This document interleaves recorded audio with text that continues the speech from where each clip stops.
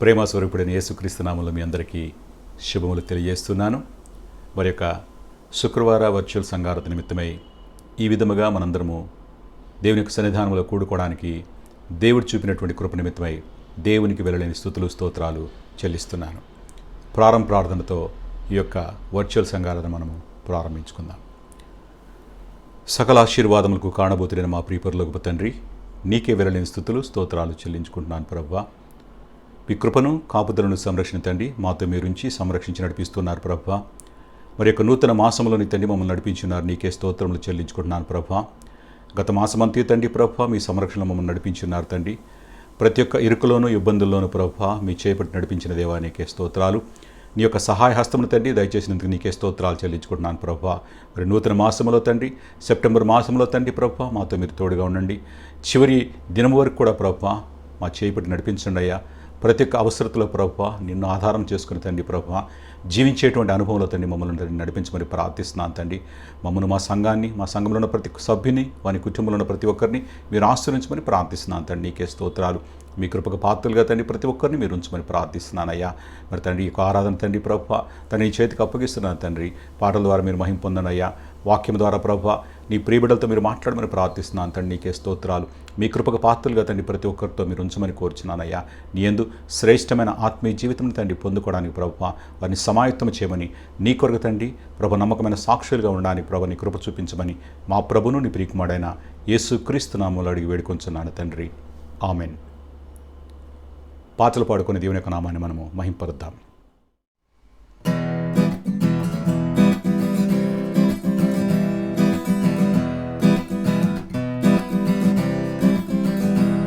కృపామయుడా నీలోనా, కృపామయుడా నీలోనా నివసింపజేసినందునా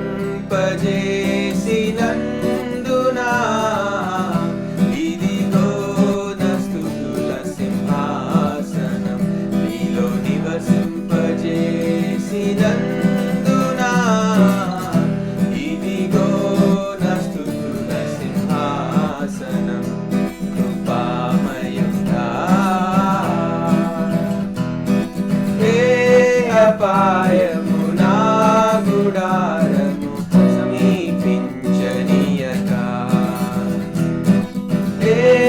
అపాయము నా గుడారము సమీపించనీయక, నా మార్గములన్నిటిలో నీవే ఆశ్రయమైనందున, నా మార్గములన్నిటిలో నీవే ఆశ్రయమైనందున, కృపామయుడా నీలోనా, కృపామయుడా నీలోనా నివసింపజేసినందున,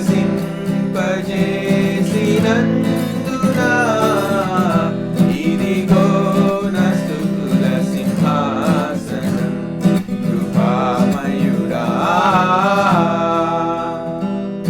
చీకటి నుండి వెలుగులోనికి నన్ను పిలచిన తేజోమయా, చీకటి నుండి వెలుగులోనికి నన్ను పిలచిన తేజోమయా, రాజవంశములో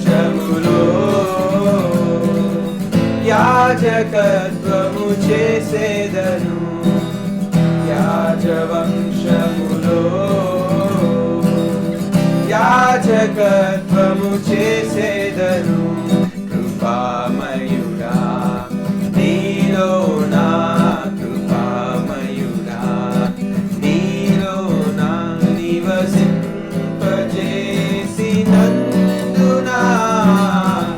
ఇదిగో నా స్తుతుల సింహాసనం, నీలో నివసింపజేసినందున, ఇదిగో నా స్తుతుల సింహాసనం, కృపామయుడా నీలో నిలిచి ఆత్మఫలము ఫలించుట కొరకు, నీలో నిలిచి ఆత్మ ఫలము ఫలించుట కొరకు నా పైన నిండుగా ఆత్మవర్షము కుమ్మరించు నా పైన నిండుగా ఆత్మవర్షము కుమ్మరించు కృపామయుడా నీలోన కృపామయుడా నీలోన నివసింపజేసినందునా ఇదిగో నా స్తుతుల సింహాసనం నీలో నివసింపజేసినందునా ఇదిగో నా స్తుతుల సింహాసనం కృపామయుడా ఏ యోగ్యత లేని నాకు జీవ కిరీటమిచ్చుటకు ఏ యోగ్యత లేని నాకు జీవ కిరీటమిచ్చుటకు నీ కృపన్నిడగా శాశ్వత కృపగా మారెను నీ కృపనను వీడగా శాశ్వత కృపగా మారెను కృపామయుడా నీలోన కృపామయుడా నీలోన నివసింపజేసినందునా ఇదిగో నా స్తుతుల సింహాసనం నీలో నివసింపజేసినందునా ఇదిగో నా స్తుతుల సింహాసనం కృపామయుడా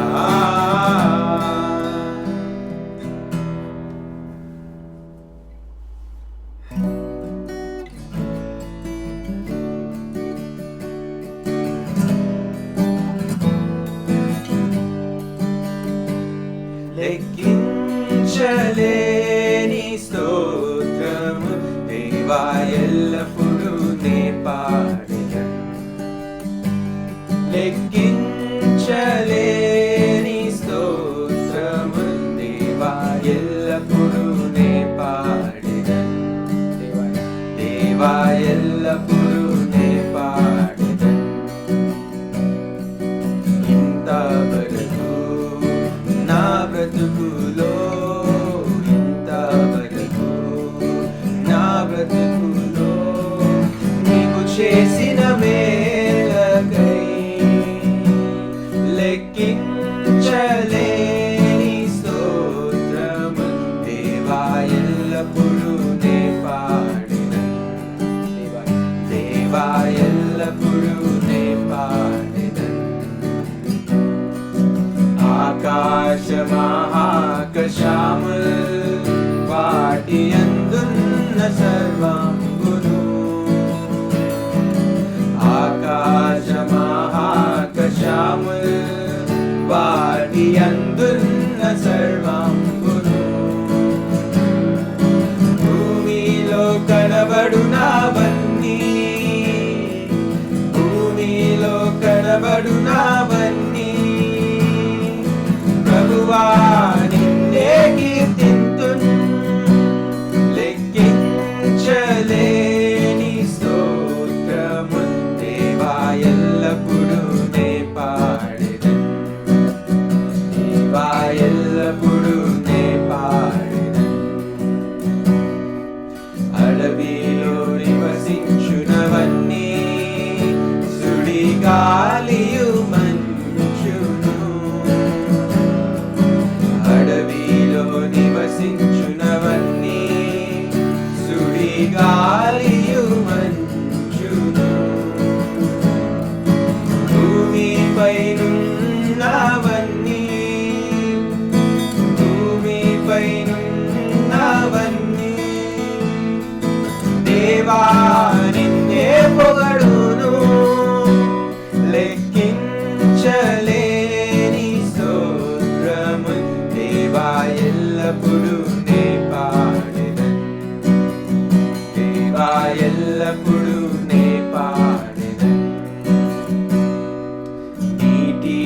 నివసించు ప్రాణులు ఈ భూమిలోన జీవరాశులు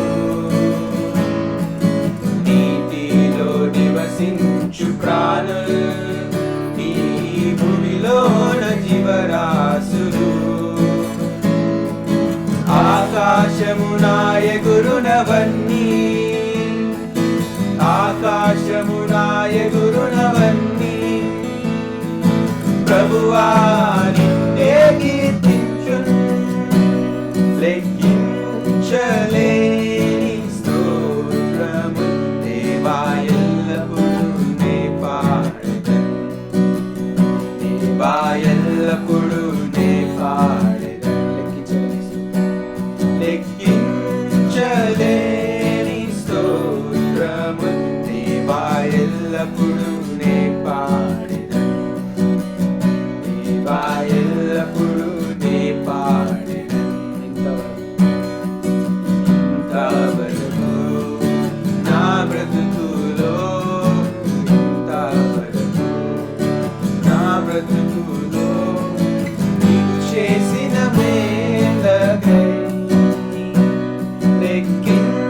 లెక్కించలేని స్తోత్రము దేవా ఎల్లప్పుడూ నే పాడెదను దేవా ఎల్లప్పుడూ నే పాడెదను ఎన్ని తలచినా ఏది అడిగినా జరిగేది నీ చిత్తమే ప్రభువా జరిగేది నీ చిత్తమే నీ వాక్కుకై వేచియుంటిని నా ప్రార్థన ఆలకించుమా ప్రభువా నా ప్రార్థన ఆలకించుమా నీ తోడు లేక నీ ప్రేమ లేక ఇలలోన ఏ ప్రాణి నిలువలేదు నీ తోడు లేక నీ ప్రేమ లేక ఇలలోన ఏ ప్రాణి నిలువలేదు అడవి పువ్వులే నీ ప్రేమ పొందగా అడవి పువ్వులే నీ ప్రేమ పొందగా నా ప్రార్థన ఆలకించుమా ప్రభువా నా ప్రార్థన ఆలకించుమా ఎన్ని తలచినా ఏది అడిగినా జరిగేది నీ చిత్తమే ప్రభువా జరిగేది నీ చిత్తమే నీ వాక్కుకై వేచియుంటిని నా ప్రార్థన ఆలకించుమా ప్రభువా నా ప్రార్థన ఆలకించుమా నా ఇంటి దీపం నీవే అని తెలిసి నా హృదయం నీ కొరకై పరిలపరచితి నా ఇంటి దీపం నీవే అని తెలిసి నా హృదయం నీ కొరకై పరిలపరచితి ఆరిపోయినా నా వెలుగు దీపము ఆరిపోయినా నా వెలుగు దీపము నించుము నీ ప్రేమతో ప్రభువా నించుము నీ ప్రేమతో ఎన్ని తలచినా ఏది అడిగినా ఏది నీ చిత్తమే ప్రభువా ఏది నీ చిత్తమే నీ వాక్కుకై వేచియుంటిని నా ప్రార్థన ఆలకించుమా ప్రభువా నా ప్రార్థన ఆలకించుమా ఆపదలు నన్ను వెన్నంటియున్న నా కాపరి నీవై నన్నాదుకొంటివి ఆపదలు నన్ను వెన్నంటియున్న నా కాపరి నీవై నన్నాదుకొంటివి లోకమంతయు నన్ను విడచిన లోకమంతయు తలచినా నీ నుండి వేరు చేయవు ప్రభువా, నీ నుండి వేరు చేయవు. ఎన్ని తలచినా ఏది అడిగినా జరిగేది నీ చిత్తమే ప్రభువా, జరిగేది నీ చిత్తమే. నీ వాక్కుకై వేచియుంటిని, నా ప్రార్థన ఆలకించుమా ప్రభువా, నా ప్రార్థన ఆలకించుమా.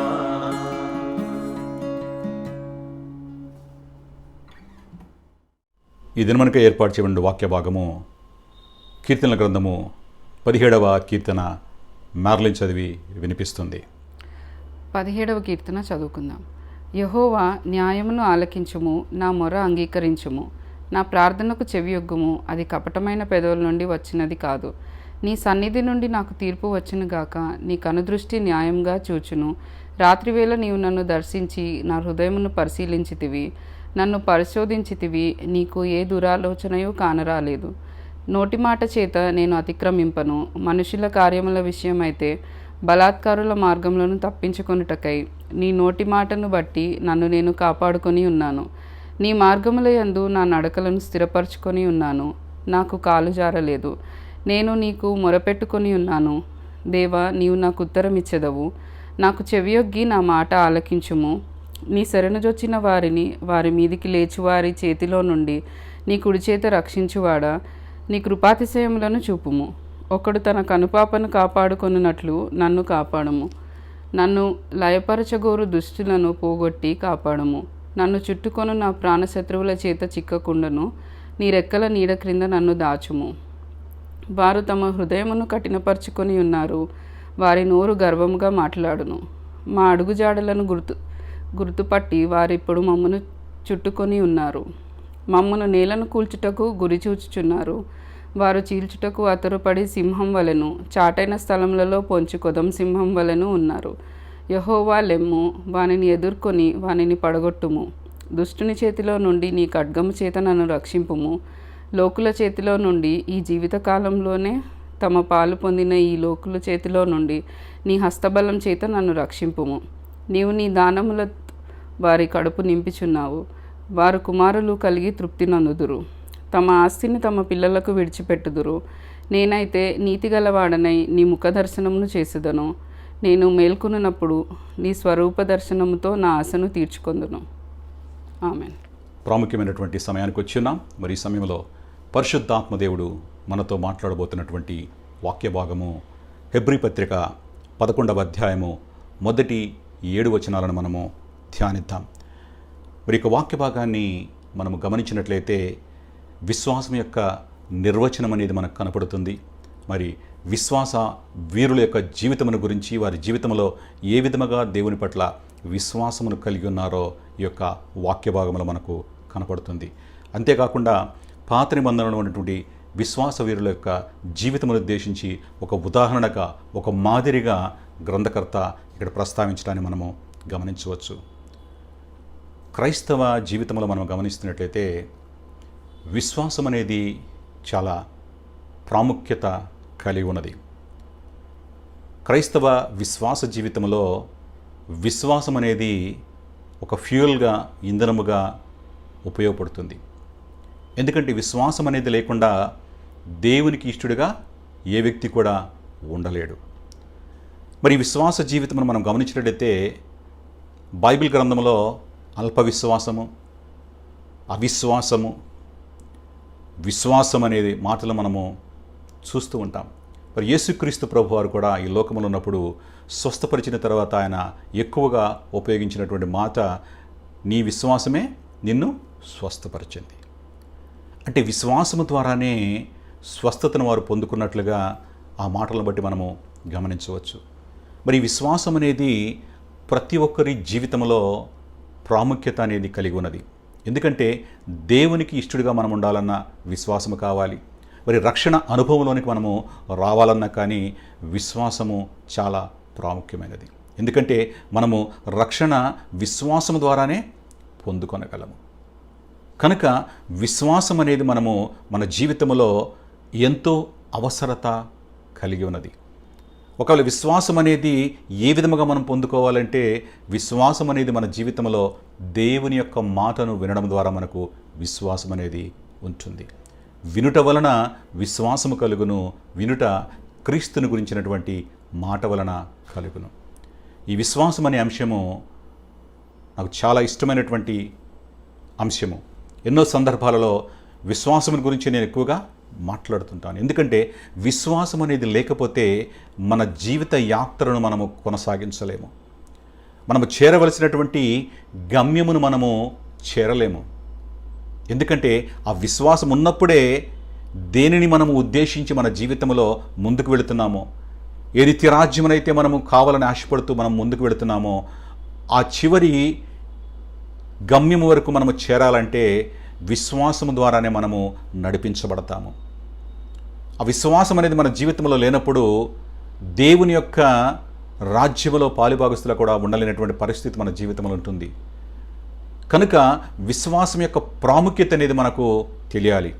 మరి ఈ విశ్వాసం అనేది మన జీవితంలో దేవుని యొక్క వాక్యమును గ్రహించడం ద్వారా, దాన్ని వినడం ద్వారా మన జీవితంలో దాన్ని పొందుకొనగలుగుతాం.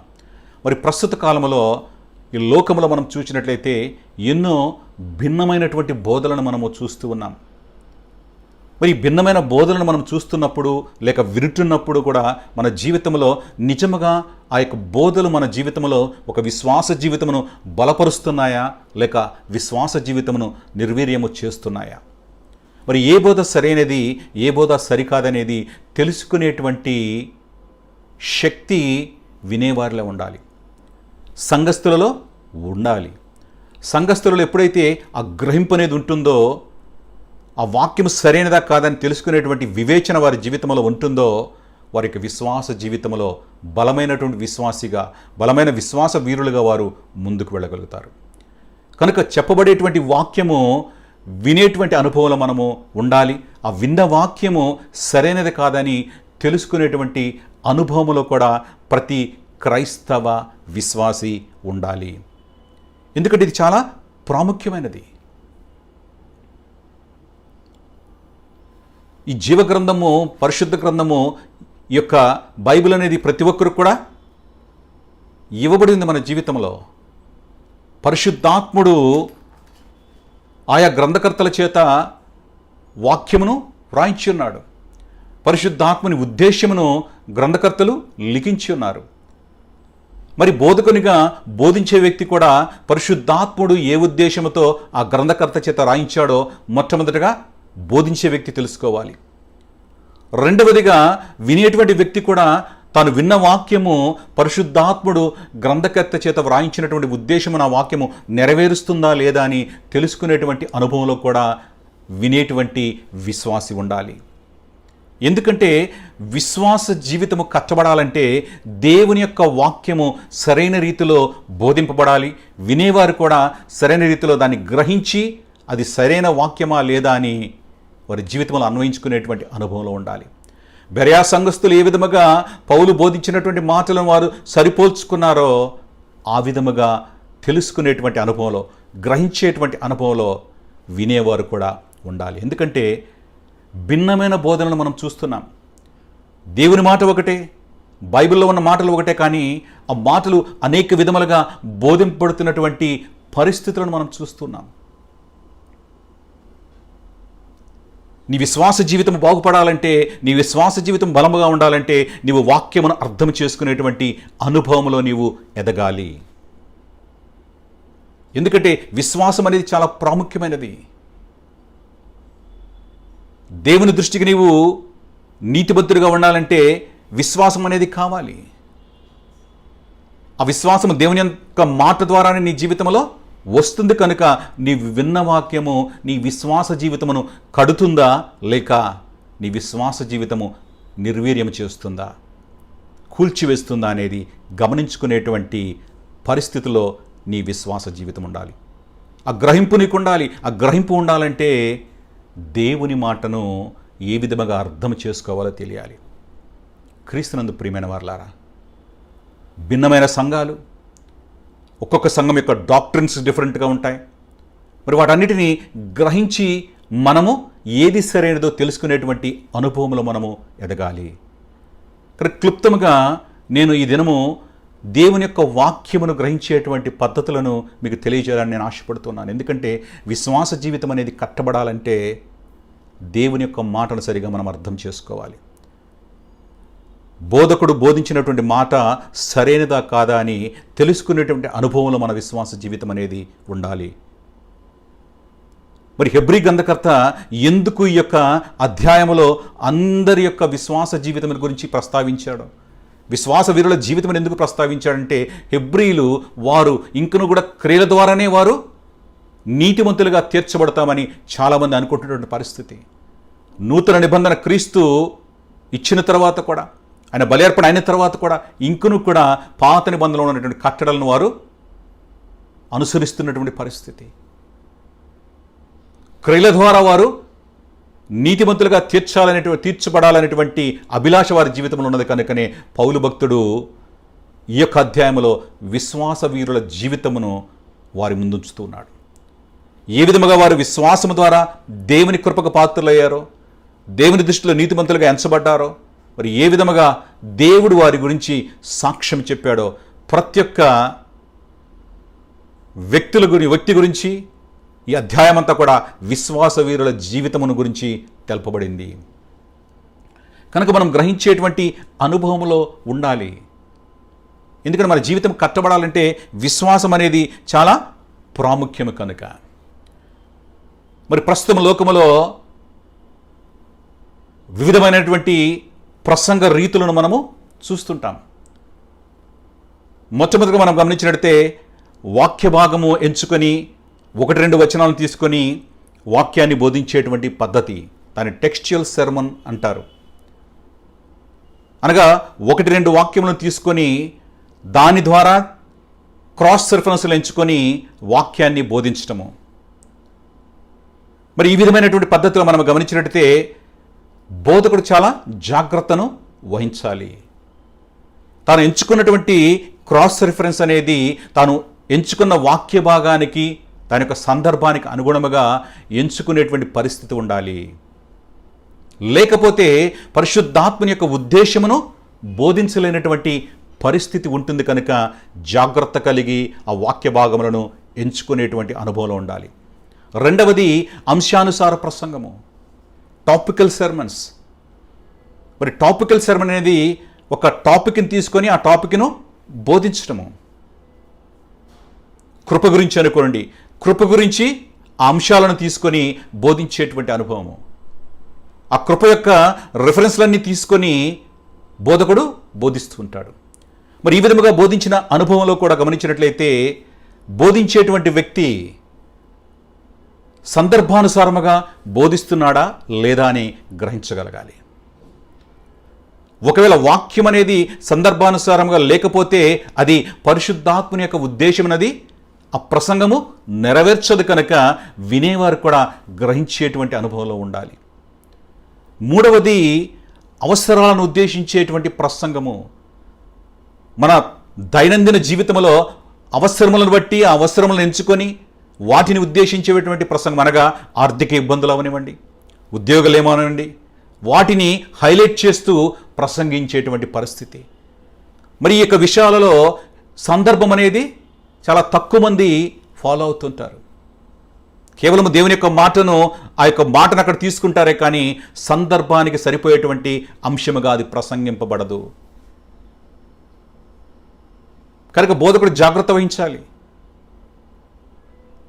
సందర్భానుసారమైనటువంటి ప్రసంగమే నిజమైనటువంటి క్రైస్తవ ప్రసంగము. అది నిజమైనటువంటి బైబిల్ ప్రసంగము. It's a true biblical preaching. True biblical ప్రీచింగ్లో కాంటెక్స్ట్ ఈజ్ ద కింగ్. సందర్భానుసారముగా ప్రసంగము ఒక బోధకుడు బోధించినట్లయితే అది బైబిల్ను అనుసరించి చెప్పేటువంటి ప్రసంగము కాదు. It's not a biblical preaching.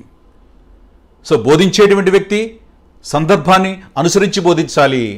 వినేటువంటి వ్యక్తి కూడా, గ్రహించేటువంటి వ్యక్తి కూడా తను విన్న వాక్యము సందర్భానుసారముగా ఉన్నదా లేదో గ్రహించేటువంటి అనుభవములో ఉండాలి. తర్వాత ప్రసంగాన్ని మనం గమనిస్తే అలంకారప్రాయ ప్రసంగము, అలగోరికల్ ప్రీచింగ్. ఈ అలంకారప్రాయ ప్రసంగంలో ప్రతిదానిని ఉద్దేశించి ఆత్మీయ మర్మలను బోధించడానికి బోధకుడు వాక్య భాగాన్ని ఉపయోగించుకుంటాడు. అది కూడా సందర్భానుసారంగా ఉండాలి. Allegorical preaching is not a biblical preaching. కొన్ని సందర్భాలలో బైబిల్లో ఉన్న అంశాలను మనము జాగ్రత్తగా గమనించాలి. ఎలగొరైజ్ చేయకూడదు. ప్రతిదానిలో ఆత్మీయ అర్థాన్ని వెలికి తీసి బయటకు తీసుకుని వెళ్ళకూడదు. బైబిల్ ప్రసంగంలో ప్రాముఖ్యంగా గమనించవలసినటువంటి అంశం ఏంటంటే ఎక్సజీసిస్, ఐసజీసిస్. ఈ రెండు మాటలను జాగ్రత్తగా గమనించాలి. ప్రతి బోధకుడు కూడా ఎక్సజీస్ చేయాలి. ఎక్సజీస్ అంటే దేవుని యొక్క వాక్యము ఏమి చెబుతుందో ఆ వాక్యములో ఉన్న అర్థమును వెలికి తీయాలి. ఐసజీసిస్ అంటే తన మెదడులో ఉన్న ఆలోచనలను బైబిల్ గ్రంథంలో వెతికి బోధించటము. ఐసజీసిస్ అనేది బిబిలికల్ ప్రీచింగ్ కాదు. కనుక జాగ్రత్త వహించాలి. తన ఆలోచనలను, వాక్యాలను వెతికి వాక్యములో ఆలోచన చొప్పించి బోధించేటువంటి బోధకులు బోధించే ప్రసంగాలను జాగ్రత్తగా గమనించాలి. It's not biblical preaching. Those preachings are not biblical. కనుక జాగ్రత్త వహించాలి. మరి జాగ్రత్త వహించాలంటే మనకు అనుభవము మన జీవితంలో రావాలి. దేవుని యొక్క వాక్యమును చదవాలి. సందర్భానుసారంగా చదవడం నేర్చుకోవాలి. తర్వాత అంశాన్ని గమనించినట్లయితే బైబిల్ వ్యక్తులను ఉద్దేశించేటువంటి ప్రసంగము, బిబిలికల్ క్యారెక్టర్స్. మోషే జీవితం గురించి, ఏలియా జీవితం గురించి, అబ్రహాము జీవితం గురించి, ఈ విధముగా వ్యక్తుల యొక్క జీవితములను ఉద్దేశించి బోధించేటువంటి ప్రసంగము. ఈ విషయాలలో కూడా కాంటెక్చువల్గా బోధించేటువంటి అనుభవంలో బోధకుడు ఉండాలి. వినేవారు కూడా దాన్ని గ్రహించేటువంటి అనుభవం ఉండాలి. తర్వాత అంశాన్ని గమనిస్తే పరిశుద్ధాత్మ ప్రసంగము. చాలామంది వ్యక్తులు ప్రసంగానికి సిద్ధపాటు లేకుండా పరిశుద్ధాత్ముడు నాకు బోధిస్తాడు, పులిపీట దగ్గరికి వెళ్ళిన తర్వాత పరిశుద్ధాత్ముడు నాకు బోధిస్తాడని చాలామంది కూడా వారి యొక్క తలంపులను పరిశుద్ధాత్మ బోధగా బోధించేటువంటి అనుభవము. క్రీస్తునందు ప్రియమైన వారలారా, ఒకటి గమనించాలి. పరిశుద్ధాత్ముడు తన ప్రత్యక్షత అనేది గ్రంథకర్తల చేత తన ఉద్దేశమును ఉద్దేశించి ఈ బైబిల్ను మన ముందు ఉంచాడు. క్రైస్తవ విశ్వాస జీవితంలో కొనసాగుతున్న నీ జీవితంలో ఈ బైబిల్ను నువ్వు జాగ్రత్తగా చదవాలి, పరిశీలించి చదవాలి. దేవుని యొక్క వాక్యము ఏమి మాట్లాడుతుందో గ్రహించగలగాలి. అంతేకాని దేవుడు ఇచ్చినటువంటి ఈ రెవల్యూషన్ని, ఈ పరిశుద్ధ గ్రంథాన్ని జాగ్రత్తగా చదివి గ్రహించి బోధించేటువంటి అనుభవము, సందర్భానుసారముగా బోధించేటువంటి అనుభవంలో బోధకుడు ఉండాలి. వినేవారు కూడా జాగ్రత్త వహించాలి. తర్వాత ప్రసంగాన్ని మనం గమనిస్తే నీతి సూత్రముల ప్రసంగము, డూస్ అండ్ డోంట్స్. దేవుని యొక్క వాక్యమును చూపించి ఇవి చేయాలి, ఇవి చేయకూడదు అని బోధకుడు బోధించేటువంటి ప్రసంగాలు. ఈ విషయంలో కూడా సందర్భము ప్రాముఖ్యత కలిగి ఉంటుంది. సందర్భాన్ని జాగ్రత్తగా గ్రహించగలగాలి. తర్వాత మనం గమనిస్తే బైబిల్ చరిత్ర ఆధారిత ప్రసంగాలుగా మనము చూడగలం. హిస్టారికల్ ప్రీచింగ్స్, చరిత్రను ఆధారం చేసుకుని బోధించేటువంటి బోధలు. వీటి విషయం కూడా మనము అవగాహన అనేది కలిగి ఉండాలి. మరి చివరిగా 9వదిగా దేవశాస్త్ర ప్రసంగము, థియలాజికల్ ప్రీచింగ్స్. థియలాజికల్ ప్రీచింగ్స్ అంటే పాపము గురించి, సంఘము గురించి, బాప్తిసము గురించి, దేవుని గురించి, క్రీస్తుని గురించి బోధించేటువంటి అంశాలు. ఈ 9 ప్రసంగాలను మనం చాలా మంది బోధించడాన్ని మనం గమనిస్తాం. మరి వీటిలో ఎక్కువగా వాక్యానుసార బోధన అనగా టెక్స్చువల్ ప్రీచింగ్స్, అంశానుసార బోధన టాపికల్ ప్రీచింగ్స్, అవసరాలను ఉద్దేశించే ప్రసంగము, నీడ్స్ గురించి చేసేటువంటి ప్రసంగము, అలెగోరికల్ ప్రీచింగ్, అలంకారప్రాయ ప్రసంగాలు ఎక్కువగా ఈ 4 కనపడుతుంటాయి. ఇప్పుడు అవసరాలను ఉద్దేశించి ఒక బోధకుడు బోధిస్తే వారి మాటలకు వినేవారు ఎక్కువగా ఆకర్షితులవుతారు. ఎందుకంటే ఉద్యోగం లేని పరిస్థితి, ఆర్థిక పరిస్థితి, అనారోగ్య పరిస్థితి ప్రతి ఒక్కరి జీవితంలో ఉంటుంది. వాటిని టార్గెట్ చేసి వాటికి సంబంధించినటువంటి దేవుని యొక్క వాక్యాలను ఎంచుకొని బోధించేటువంటి పరిస్థితి. ఇటువంటి విషయాలలో జాగ్రత్త కలిగి ఉండాలి. బోధించే బోధకుడు సందర్భానుసారముగా బోధిస్తున్నాడా, పరిశుద్ధాత్మ ఉద్దేశము ఆయన బోధలో కనపడుతుందా లేదా అనేది గ్రహించాలి. మరి 9 కూడా ఒక ఎత్తు అయితే, వ్యాఖ్యాన సహిత ప్రసంగము అనగా ఎక్స్పోజిటరీ ప్రీచింగ్ అనేది చాలా ప్రాముఖ్యమైనది. The king of preachings. వ్యాఖ్యాన సహిత ప్రసంగము, ఎక్స్పోజిటరీ ప్రీచింగ్ ఏ యొక్క బోధకుడు చేస్తాడో అది సంఘములో ప్రాముఖ్యత కలిగినటువంటి ప్రసంగము. ఈ 9 అంశాలలో ఉన్నటువంటి అంశాలను కూడా ఎక్స్పోజిటరీ ప్రసంగము చేసేటువంటి బోధకుడు పరిశీలిస్తాడు. అది వాక్యాధారిత ప్రసంగము. ఒక బైబిల్ ప్యాసేజ్ని తీసుకొని ఆ ప్యాసేజ్ని వచనము వెంబడి వచనము ఎక్స్ప్లెయిన్ చేయడము, వచనము వెంబడి వచనము టాపిక్గా పాయింట్స్గా తీసుకొని బోధించడము. ఎందుకంటే అది పరిశుద్ధాత్మ ఉద్దేశమును, గ్రంథకర్త ఉద్దేశమును ఆ బోధకుడు తెలియచేస్తాడు కనుక. చాలా తక్కువ సంఘాలలో ఈ ప్రసంగం అనేది బోధించడం జరుగుతూ ఉన్నది. ఇది చాలా దురదృష్టకరము. Church needs edification. చర్చి ఆత్మీయంగా అభివృద్ధి చెందాలంటే పరిశుద్ధ గ్రంథంలోని ప్రతి ఒక్క అధ్యాయము, ప్రతి ఒక్క వచనము, ప్రతి ఒక్క పుస్తకము కూడా క్షుణ్ణముగా సంఘ బిడలకు తెలియపరచబడాలి. ఒక క్రమ పద్ధతిలో పుస్తకము వెంబడి పుస్తకము, పుస్తకములోని అధ్యాయం వెంబడి అధ్యాయము, వచనము వెంబడి వచనం అనేది బోధింపబడినప్పుడు సంఘము ఆత్మీయముగా ఎదగగలుగుతుంది. సంఘములో బోధించవలసినటువంటి ప్రసంగము ఎక్స్పోజిటరీ ప్రీచింగ్. కానీ ప్రస్తుతము చాలా సంఘాల్లో జరగడం లేదు.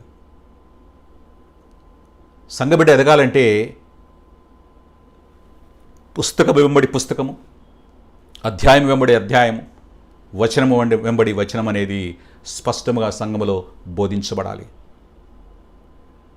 థియలాజికల్ ఎడ్యుకేషన్ చేసినటువంటి ఏ బోధకుడైనా కూడా ఎక్స్పోజిటరీ ప్రీచింగ్ని ఎంచుకుంటాడు. ఎందుకంటే అతనికి తెలుసు అతడు సంఘంలో ఏది బోధించాలో. అట్లని చెప్పి వాక్యానుసారము, అంశానుసార ప్రసంగములు చెప్పకూడదని కాదు. సంఘములో చెప్పవలసినటువంటి బోధ అనేది ఎక్స్పోజిటరీ ప్రీచింగ్గా ఉండాలి. ఎందుకంటే సంఘము ఎదిగేటువంటి అనుభవంలో ఉండాలి.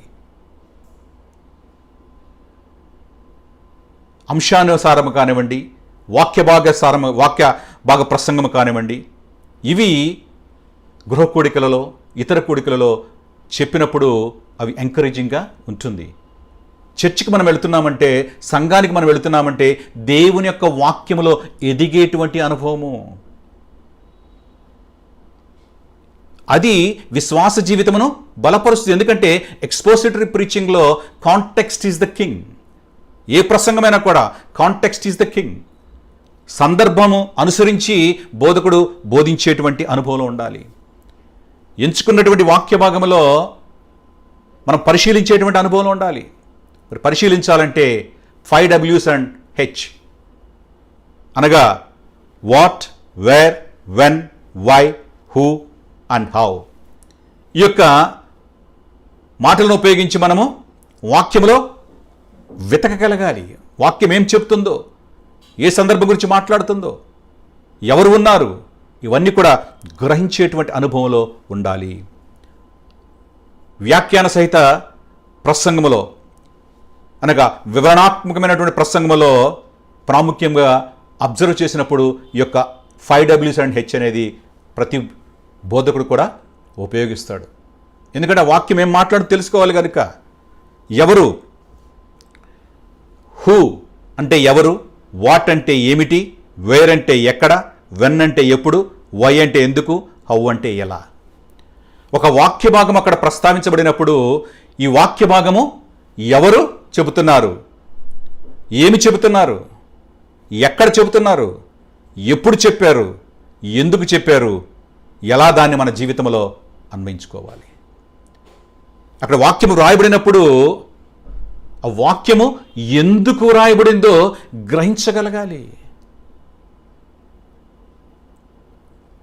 అప్పుడు ఆ పాఠకులను ఉద్దేశించి గ్రంథకర్త ఎందుకు రాశాడో గ్రహించగలగాలి. అక్కడ ఉన్నటువంటి పరిస్థితులు కూడా గ్రహించగలగాలి. కనుక ఇంటర్ప్రిటేషన్ అనేది నువ్వు అబ్జర్వ్ చేసిన తర్వాత ఇంటర్ప్రిటేషన్ అనేది చాలా ప్రాముఖ్యము. చాలామందిని గమనించినట్లయితే ఈ అబ్జర్వేషన్ వరకు ఆపేస్తారు. ఈ అబ్జర్వేషన్లో ప్రశ్నలు వేసుకొని ఆపేసి దాన్ని బైబిల్ ప్రసంగంగా చెప్పేయడాన్ని ఎన్నో ప్రసంగాలలో మనం చూస్తూ ఉన్నాం. ఇంటర్ప్రిటేషన్ అనేది చాలా ప్రాముఖ్యము. మరి ఇంటర్ప్రిటేషన్లో ప్రాముఖ్యంగా కొన్ని యొక్క రూల్స్ అనేవి ఉన్నాయి. ప్రాముఖ్యంగా ఉన్నటువంటి రూల్స్ని మనం గమనిస్తే కాంటెక్స్ట్, సందర్భము, నువ్వు ఎంచుకున్నటువంటి వాక్య భాగం యొక్క సందర్భాన్ని మీరు గ్రహించాలి. వాక్య భాగానికి ముందు ఏమున్నదో, వాక్య భాగానికి తరువాత ఏమున్నదో, లేక వాక్య భాగము ఒక అధ్యాయంలో తీసుకుంటే దాని ముందు అధ్యాయంలో ఏం మాట్లాడుతున్నారు, తరువాత అధ్యాయంలో ఏం మాట్లాడుతున్నారు, లేక పుస్తకం అంతట్లో ఏం మాట్లాడుతున్నారు, లేక బైబిల్ అంతట్లో కూడా ఏం మాట్లాడుతున్నారు అనేది కాంటెక్స్ట్ని మనము జాగ్రత్తగా గ్రహించాలి. రెండవది లిటరల్ మీనింగ్. వ్రాయబడిన మాటలకు లిటరల్గా మీనింగ్ను మనము తీసుకునేటువంటి అనుభవం ఉండాలి. ప్రతి దాంట్లో కూడా అలంకారప్రాయంగా దాన్ని చూడకూడదు. అలగోరికల్ ప్రీచింగ్ అనేది చేయకూడదు. తర్వాత అంశాన్ని గమనిస్తే గ్రామటికల్, వ్యాకరణం అనేది తెలియాలి. బైబిల్ రాసిన కొన్ని వేల సంవత్సరాల క్రితం ఉన్నటువంటి వ్యాకరణము ప్రస్తుతం మనం మాట్లాడుకున్నటువంటి భాష ఏ విధంగా ఉందో వ్యాకరణాన్ని అభ్యసించగలగాలి. ఏ విధంగా వ్యాకరణం ఉపయోగించబడిందో చూడగలగాలి. తర్వాత కల్చర్, సంస్కృతి అనేది చూడాలి. ఆ కాలంలో ఉన్న సంస్కృతిని మనము గ్రహించగలగాలి. మరి ఆ కాలంలో వారు వేసుకున్నటువంటి వస్త్రధారణ ప్రస్తుత కాలంలో మనము వేసుకోవడం లేదు. మరి అట్లని చెప్పేసి అక్కడ వ్రాయబడి ఉంది కదా అని చెప్పేసి ప్రస్తుతానికి నీవు అన్వయించుకొని మరి ఆ వస్త్రధారణ వేయగలుగుతున్నావా? ఆ కల్చర్ని అర్థం చేసుకున్నప్పుడు అది ఎందుకు రాయబడినదో దాని యొక్క గ్రహింపు, దాని యొక్క భావము నువ్వు గ్రహించినప్పుడు ప్రస్తుత కాలానికి నువ్వు అన్వయించుకొని ప్రసంగాన్ని చెప్పగలవు. వినే విషయంలో కూడా జాగ్రత్త నీవు కలిగి ఉండగలవు. తర్వాతది జియోగ్రాఫికల్, భౌగోళిక పరిస్థితులు మారిపోయినాయి. అన్ని వేల సంవత్సరాల క్రితము ఆ దేశంలో ఇప్పుడు లేనటువంటి పరిస్థితి, భౌగోళిక స్వరూపము మారినటువంటి పరిస్థితి, దాన్ని కూడా జాగ్రత్తగా గమనించాలి. తర్వాత అంశము జాన్రా అంటే పద్యభాగమా, పత్రిక, సువార్త, ఏ యొక్క భాగము నుంచి మనము బోధిస్తున్నామో దాన్ని జాగ్రత్తగా గమనించగలగాలి. తర్వాత గమనిస్తే చరిత్ర అనేది చాలా ప్రాముఖ్యము. చరిత్రలో జరిగినటువంటి ప్రతి ఒక్క అంశాన్ని కూడా జాగ్రత్తగా తెలుసుకోవాలి, గ్రహించగలగాలి. కనుక బోధకుడు వీటిని ఫాలో అవ్వాలి. ఎప్పుడైతే వీటిని ఫాలో అయ్యి వివరణాత్మకంగా ప్రసంగమును బోధిస్తాడో అది సంఘం యొక్క అభివృద్ధికి తోడ్పడుతుంది. ఎందుకంటే పుస్తకం వెంబడి పుస్తకము బోధించేటువంటి అనుభవంలో సంఘం ఉన్నప్పుడు సంఘము ఆత్మీయంగా బలపడుతుంది. ఎందుకంటే ఒక సిస్టమాటిక్ వేలో బోధింపడుతుంది. క్రీస్తునందు ప్రియమైన వారలారా, ఆ విధముగా బోధకుడు ఉండాలి. వినేవారు కూడా తెలుసుకోవాలి, నేను వింటున్న వాక్యము సరైనదా కాదా అనే గ్రహింపు ఎప్పుడైతే ఉంటుందో అప్పుడు తప్పక వారి జీవితంలో ఆత్మీయంగా అభివృద్ధి చెందుతారు. తద్వారా విశ్వాసం అనేది బలపడుతుంది. ఎందుకంటే విశ్వాసం అనేది చాలా ప్రాముఖ్యము కనుక, క్రైస్తవ జీవితంలో విశ్వాసం అనేది చాలా ప్రాముఖ్యము కనుక వాక్యము వినే విషయంలో, బోధించే విషయంలో కూడా ప్రతి ఒక్కరు కూడా జాగ్రత్త కలిగి ఉండండి. ఎందుకంటే ముందు జీవితంలో మీరు కూడా వాక్యమును బోధించవచ్చు, మీ బిడ్డలు బోధించవచ్చు. కనుక ఆ గ్రహింపును వారికి ఇవ్వగలగాలి. ఇంకను మీకు మీ బిడ్డలకు జీవితంలో మీరు ఇంకను కూడా ఆధ్యాత్మికంగా ఎదగాలనుకుంటే థియలాజికల్ ఎడ్యుకేషన్ అనేది చాలా ప్రాముఖ్యము. మినిమం 3 years ఉన్నటువంటి కోర్సును ఎంచుకొని థియలాజికల్ ఎడ్యుకేషన్ మీరు చేర్పించండి. మీరు చేరాలన్నా కూడా చేరండి, తర్ఫీదు పొందండి.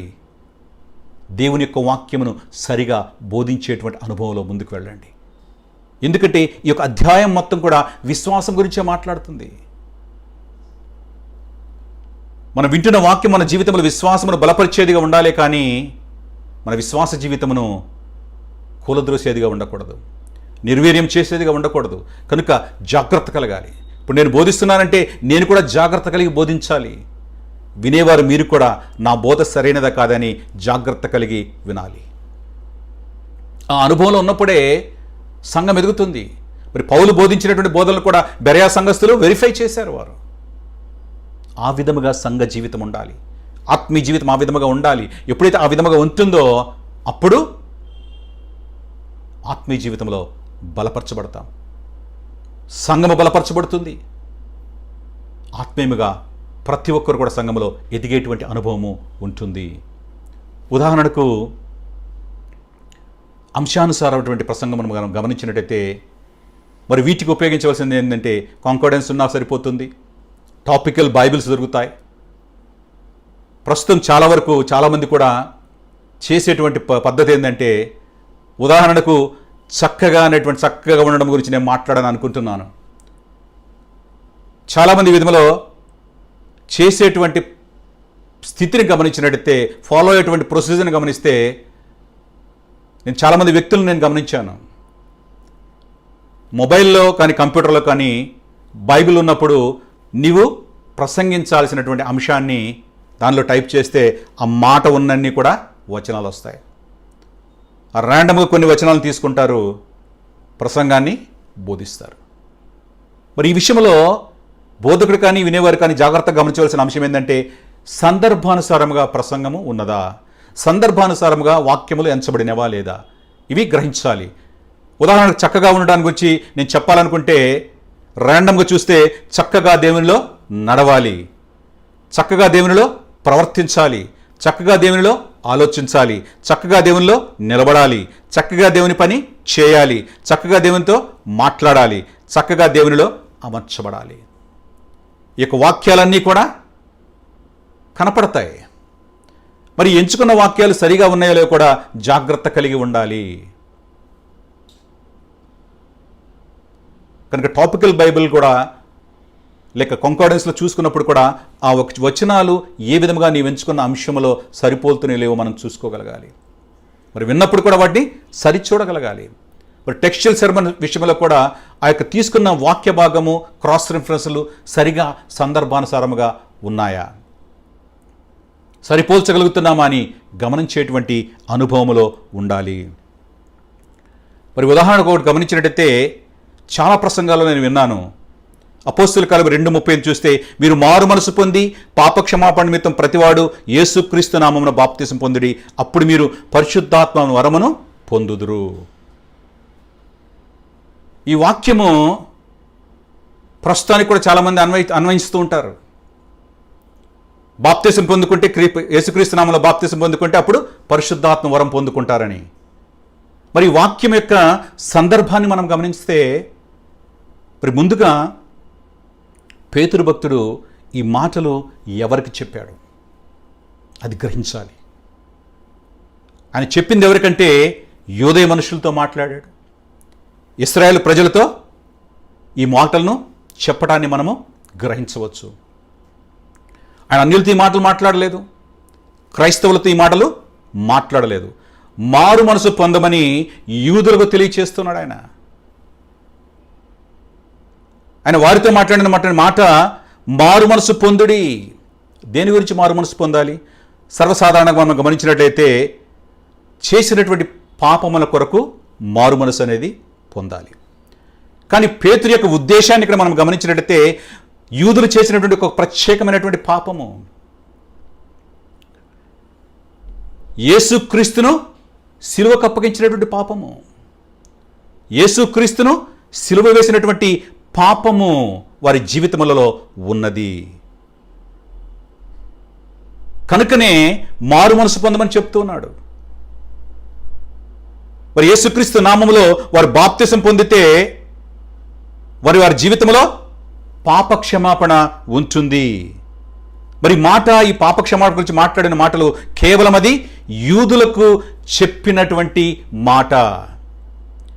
ఎందుకంటే ప్రాముఖ్యముగా వీరు క్రీస్తు పట్ల వ్యవహరించినటువంటి తీరు, మెస్సియా పట్ల వారు ప్రవర్తించినటువంటి ప్రవర్తన గమనించినట్లయితే వారి జీవితంలో క్రీస్తును అప్పగించడం ద్వారా పాపం అనేది వారి జీవితంలో ఉన్నది.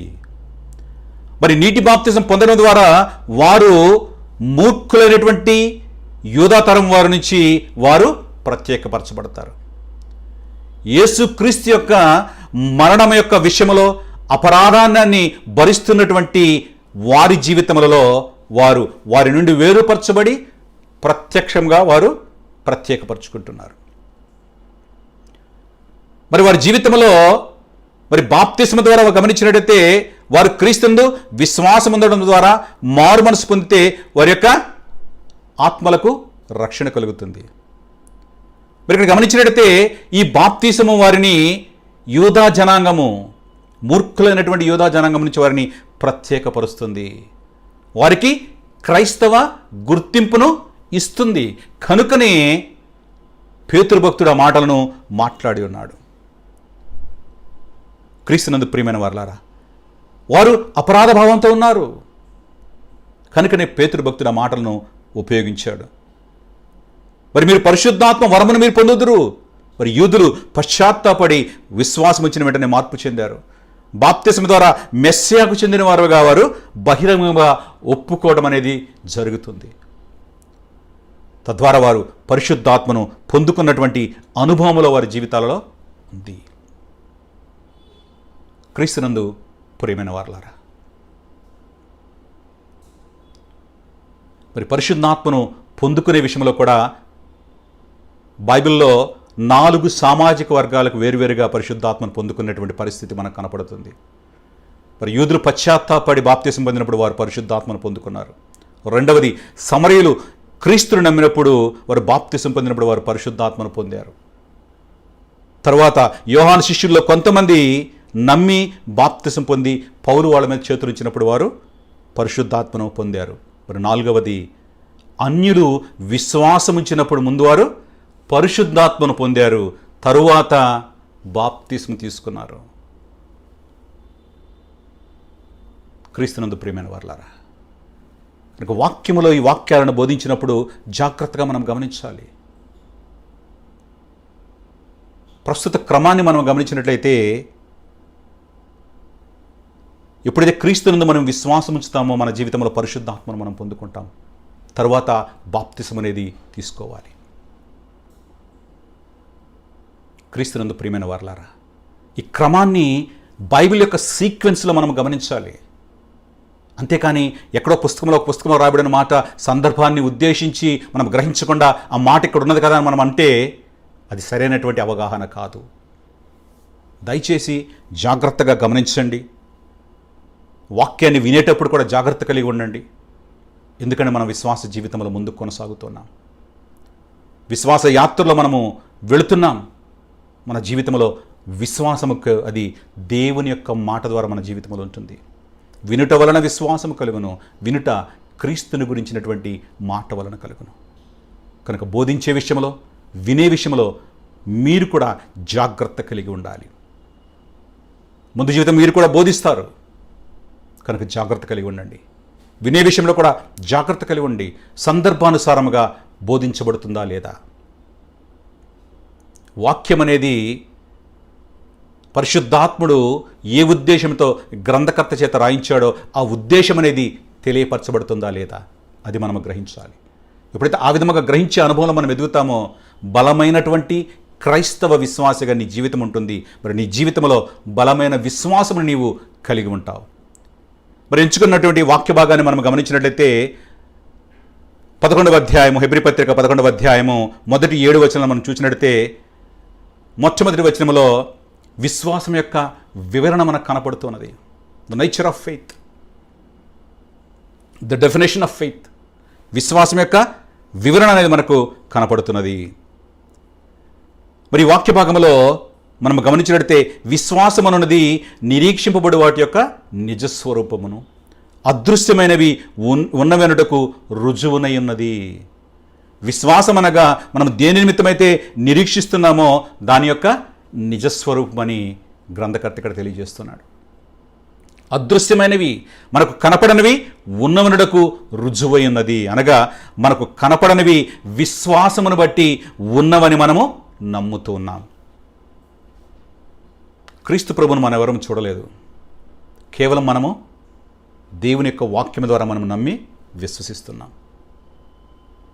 మరి విశ్వాసంతో మనం ప్రార్థించినప్పుడు కూడా మనం దేని గురించి అయితే ప్రార్థిస్తామో అవి పొందుకుంటున్నాం, మనమే నమ్ముతున్నాము. కనుకనే ప్రార్థనకు మనకు జవాబు అనేది పొందుకుంటున్నాం.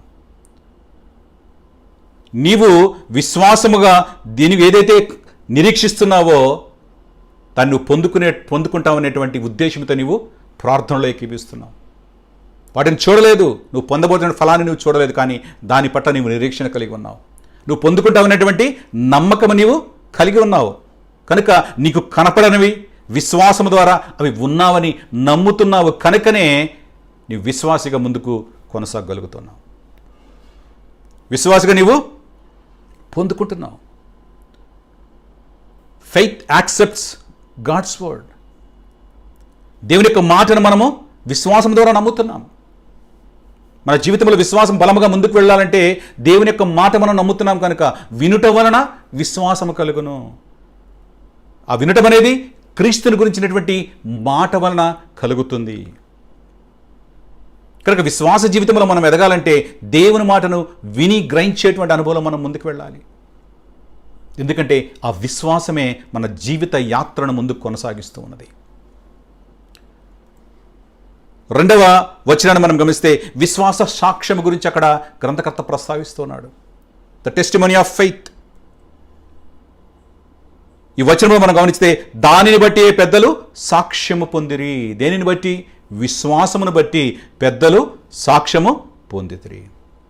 విశ్వాసం అనేది దేవుని చేత ఆమోదించబడింది. విశ్వాసము ఎప్పుడైతే ఒక వ్యక్తి కలిగి ఉంటాడో దేవుని యొక్క హృదయాన్ని ఆ వ్యక్తి గెలుచుకుంటాడు.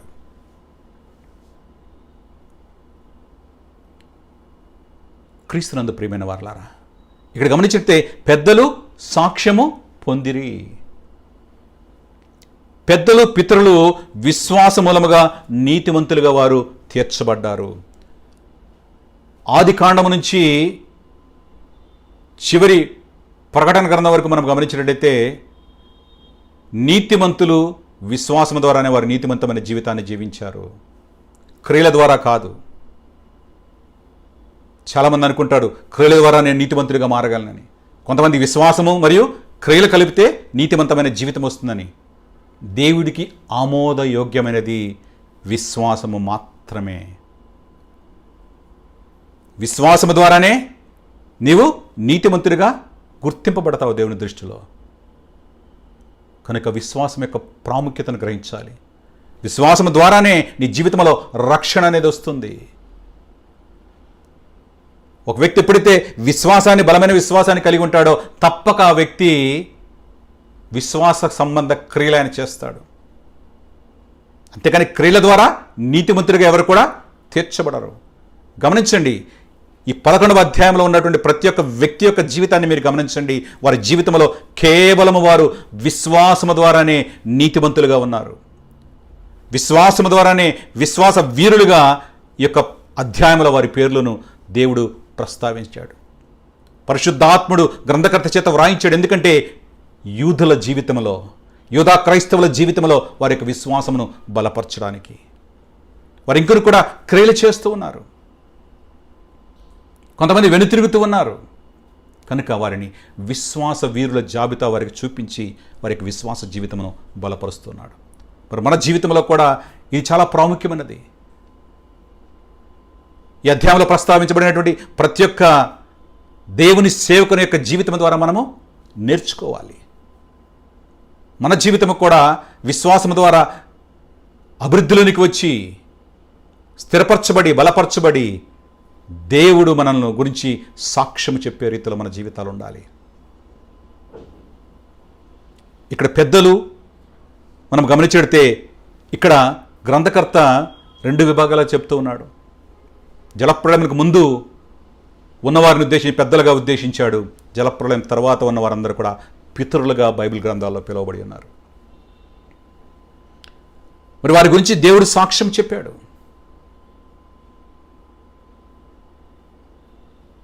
మరి మన జీవితం గురించి నిజముగా దేవుడు అటువంటి సాక్ష్యమును ఇవ్వగలుగుతున్నాడా? మరి అటువంటి విశ్వాస జీవితమును మనము కొనసాగించగలుగుతున్నామా లేదా? మరి నీ జీవితాన్ని నువ్వు ప్రశ్నించుకో. ఎటువంటి విశ్వాస జీవితం నువ్వు కలిగి ఉన్నావు? దేవునికి ఆమోదయోగ్యమైనటువంటి విశ్వాస జీవితం నీవు కలిగి ఉన్నావా? లేక నీకు ఆమోదయోగ్యమైన దానిని విశ్వాసముగా నీవు పరిగణిస్తున్నావా?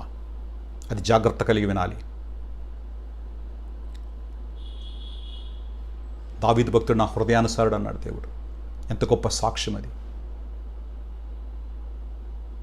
దేవుని యొక్క మాటను అనుసరించి జీవించేటువంటి అనుభవంలో నీ జీవితం ఉన్నప్పుడు నీ గురించి కూడా ఒక దినమ దేవుడు సాక్ష్యం చెప్తాడు.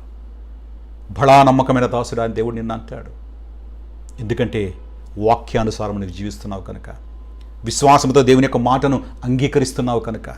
మరి నీ జీవితంలో అటువంటి అనుభవం రావాలంటే దేవుని మాట మీద స్థిరముగా కట్టబడిన అనుభవంలో ఉండాలి. బండ మీద కట్టబడిన గృహము, ఇసుక మీద కట్టబడిన గృహం మనందరికీ తెలిసింది.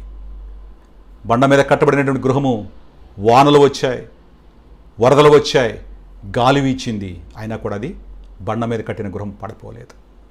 అదే ఇసుక మీద కట్టిన గృహము వానలు వచ్చినప్పుడు, వరదలు వచ్చినప్పుడు, గాలి వచ్చినప్పుడు అది పడిపోయినటువంటి అనుభవము. ఎందుకంటే దానిలో స్థిరత్వము లేదు కనుక. బండ మీద కట్టినటువంటి గృహము బలమైనటువంటి గృహముగా ఉంటుంది. ఎందుకంటే క్రీస్తు అనే బండను కూడా మనము ఆధారం చేసుకుని మన విశ్వాస జీవితం కొనసాగిస్తున్నాం కనుక మన విశ్వాస గృహము కూడా క్రీస్తుని ఆధారం చేసుకున్నప్పుడు, క్రీస్తు మీద కట్టబడినప్పుడు వాన రానివ్వండి, వరద రానివ్వండి, గాలి రానివ్వండి, అంటే అన్ని వైపుల నుంచి శోధన వచ్చినా కూడా, పరీక్ష వచ్చినా కూడా స్థిరముగా విశ్వాస జీవితంలో నిలబడేటువంటి అనుభవము క్రైస్తవ విశ్వాస జీవితంలో ఉంటుంది. కనుక క్రీస్తు మాట చొప్పున జీవించేటువంటి అనుభవము, క్రీస్తు మీద కట్టబడడం అంటే క్రీస్తు మాట చొప్పున జీవించేటువంటి అనుభవము, ఆ వాక్యము ఏమి బోధిస్తుందో వాక్యానుసారము జీవించేటువంటి అనుభవము, ఆ వాక్యమును విశ్వసించేటువంటి అనుభవంలో ఎదిగేటువంటి అనుభవము ప్రతి ఒక్క క్రైస్తవ జీవితంలో ఉండాలి. మరి ఏ విధముగా పెద్దలు పితరులు దేవుని యొక్క గుర్తింపు పొందారో, దేవుని ఎదుటి సాక్ష్యాన్ని వారు పొందుకున్నారో, అటువంటి అనుభవంలో క్రైస్తవులు ప్రతి ఒక్కరు కూడా జీవించేటువంటి అనుభవంలో ఉండాలి. 3వ వచనం చూస్తే విశ్వాసం యొక్క పరిధి మనకు కనపడుతుంది. ద ఇలిస్ట్రేషన్ ఆఫ్ ఫెయిత్ గురించి అక్కడ గ్రంథకర్త మాట్లాడుతున్నాడు. ఎందుకంటే యూదుల జీవితంలో గమనించినట్లయితే సృష్టి దేవుని చేత సృష్టించబడిందని వారు నమ్ముతారు. క్రీస్తుని వారు నమ్మడం లేదు, కానీ సృష్టి మాత్రం దేవుని చేత సృష్టించబడింది. దాన్ని వారు కాదనలేరు.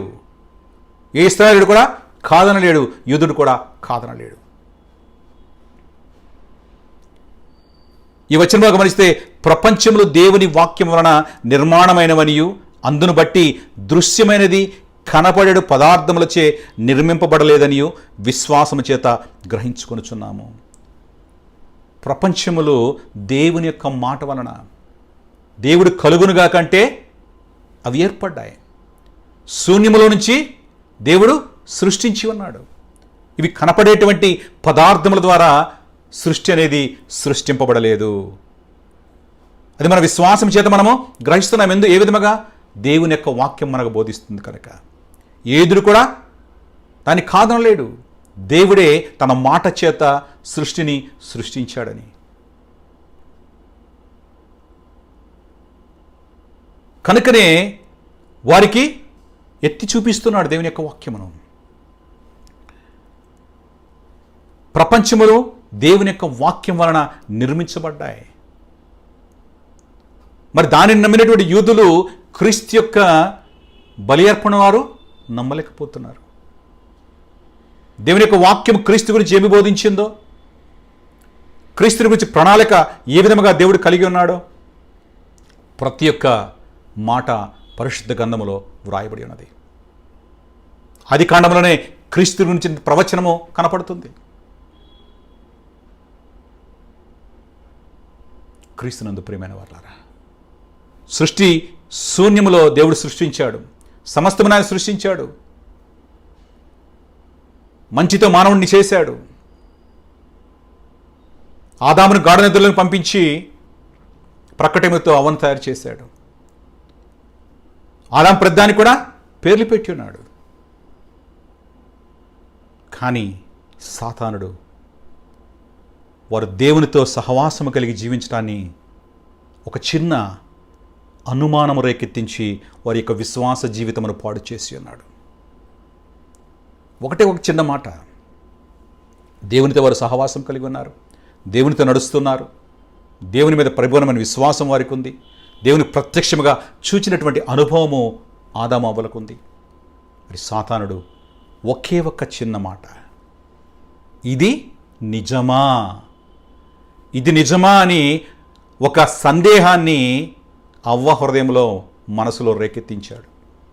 తద్వారా వారి యొక్క విశ్వాస జీవితం అనేది పడిపోవడానికి పునాది అయింది ఆ ఒక్క సందేహం.